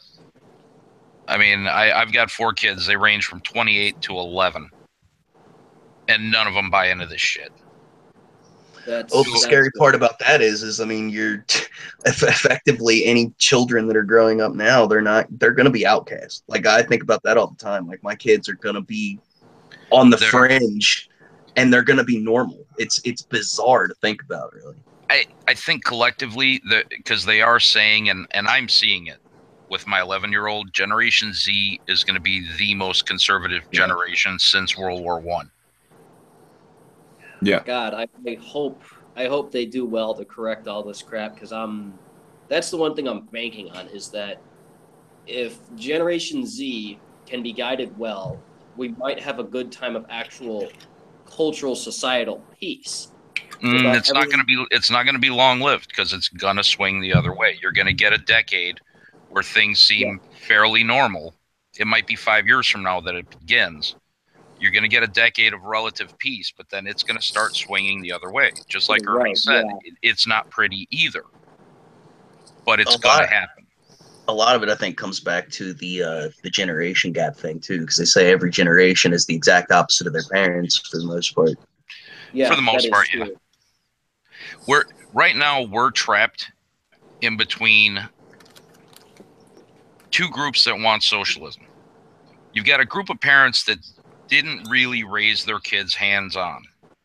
They were helicopter parents, but they weren't there for the important shit, for the actual I'm there for you. They bought the kids stuff, but they weren't really the loving parents they should be, because both parents have to work their asses off to make ends meet. And they ended up giving them fish instead of teaching them to fish. Correct. And then you've got the whole I want to be their friend and not their parent thing too. But what does this create now? They're older. They're creates monsters. Well, no. The parents now realize these kids are not going to help us when we're retired. Yeah. They're just waiting for them to die so they can collect that money. Yeah. These parents realize we'll be lucky if they throw us in a home, in some retirement home. You know, and the kids realize, well, fuck, you know, if I don't want to work, I don't want to do anything. If they die, I got everything to myself. So you've got two groups that basically want communism just so they can be taken care of. That's shitty thinking too, even for a scumbag. Like, okay, see, I don't want to work. I'm just gonna wait for my parents to die so I can take their shit. Well, that's only gonna last so long. Buddy, go to Wrigleyville out here in Chicago, and you will literally hear the conversation. He's not lying. That's seriously how it is. It's a shame that people live that long now. I mean, I've literally heard that. You know, oh, mom's dead. I'm just waiting for dad to kick the bucket. I hope he doesn't have to go into an old folks home where they're going to suck all the money out of him. I'm going to watch Gran Torino now. I hate people that are like that. That's half the reason why I have this violent mentality of just shoot people. You know, it's not because I actually want to shoot people, but they make me so furious with their evil mentality that it's like, deep down you want to shoot people. But anyway. That's just nature, man. We all need some of it. What was that? We all need a hobby. What I do, like when they start with me with this shit, when I'm walking through the city, I flat out tell them, I'm like, you know, God doesn't love you. That's the reason you have such a horrible life. I'm not nice to these fucking people. I can't make out any of that. Talk real slow. When I walk through Manhattan and I see these scumbags, I tell them. They're laughing because they can understand every word now. Yeah, I'm sorry. I can understand you, but it's hard not to because that robot sound. Well, what I was saying, though, is what I'm saying to you, Burnside. When I run into them in the city, and I hear them talking, and I deal with their shit, and they try to solve me, I tell them, God doesn't love you. That's the reason you have such a horrible life. That's the reason no one likes you. That's the reason you're running around topless with all that shit on you and you got your hair dyed blue. You want attention. Me? I want to be ignored because God loves me and I have a good life. So go fuck yourself. I usually walk past. It's more fun to crush them than to shoot them. One reason I became a journalist is because of the movie The Dead Zone. About the guy who was able to get one machine to put that gun in his mouth and blow his fucking brains out. That's when I said I have to be a journalist because the newspaper killed the president. That's the mentality I approach things with. You should think the same way, Burnside. Instead of wanting to shoot somebody, ruin their life so horribly that they want to shoot themselves. You'll be more fulfilled if you do that. I can do that pretty well, actually. Because I've thought many times of just yelling down these miserable bastards or beating the hell out of them. I don't yell down. Talk to them the same exact tone I'm talking to you now. It has much more of an effect. When you tell them, the reason that you're doing it is because your parents never loved you. No one loves you. You're an unloved person, so you want everyone else to be as miserable as you. The only problem is I don't think these people would even, I don't think they'd care. It's just coming from a Nazi homophobe, whatever. That's how they would respond to it and then just completely blow it off. Yeah. I'm back. Hey. Welcome back, Six. Welcome back, man. Got me a big bowl of barley here. Nice. Sweetened with honey and cinnamon. I just got a bottle of it. Unfortunately, I'm at work. I wish I had a bottle. Yeah, me too. I was literally just about to close out the stream because I went over a little bit. So, I don't know. Who's hosting tomorrow night? It's Weibo. Okay. All right, so I'll just take us out of this. Hopefully this thing doesn't start roboting again. For those of you folks who are still with us tonight, I appreciate you staying through to the end of the broadcast. This is one of our more interesting ones. I'd like to think this was a really good one. We had a lot of good topics going on. I'm just glad that everyone came in, participated. Thank you guys, for sticking out with us for this one. It was really cool. So I'm just going to take it out really quick. I'm just going to say my piece, and then each of you guys can do yours. I'm Scooby331. You guys watching this obviously know that I voice from the channel. But you can follow me just on this channel, also on Minds.com and on GabAI. I'm going to be on Twitter hopefully by the end of the month. And I do have a few other channels that I have to put up, but I think I have a Fit.me channel I sign up for. I know I have Daily Motion. That'll be up within the next 2-3 weeks, so we'll be good. So in the meantime, I'm just going to break down the panel, and you guys can do your thing. We're going to start off with Ajax. All my links are in the description. All right, that was pretty easy. Thanks. Okay, Irving.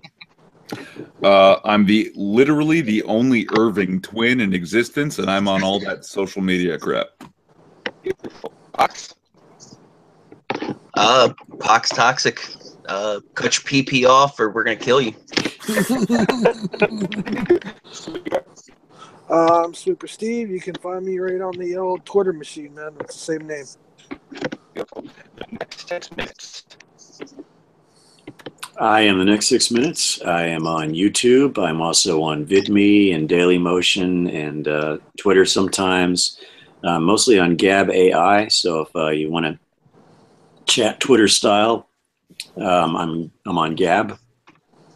I guess that's it. And of course, last but definitely not least, the voice of Burnside. Burnside. Burnside. While he's silent, if you guys want, I'll fire up on my channel for after hours. I'll post links in the Discord and yeah. Yeah, I'm down. Cool. Yeah, why not? Cool. All right, so great. He's the voice of Burnside, and he's secretly gay. So everybody needs to send him dick pics. We need to make that happen. It's the voice of Burnside on Minds. Don't bother with the explicit button. He doesn't. He just wants to get right to the dick. The Burnside Film Project. Yes. On several places. Sorry, I had to go do the round. I'm sorry, man. It's too late for you, Burns. It's too late. Motherfucker. Seriously, God, I can tell the sign off really quick. Damn it. Are we still live? Yep, go. Yeah, we're still live. Give me your info, man. All right. Okay. Sorry about that. It's a pain in the ass about having to do this while I'm at work too. All right. Everyone calls me Burnside on Minds.com. I am the Burnside Film Project. All one word, same thing with BitChute. And if you're on YouTube, just type that in and you'll find it, because I'm starting to put that in the tags of all my damn videos so that everything is easier for everyone. That's All your pics belong to Burnside.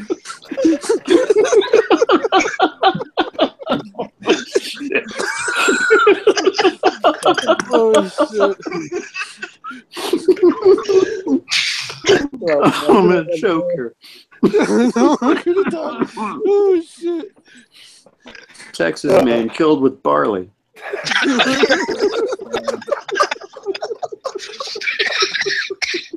oh my god, dude.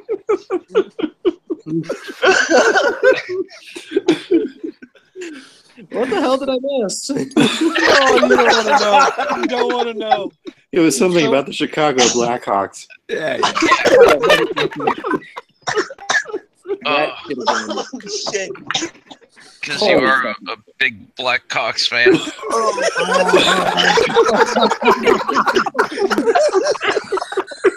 Oh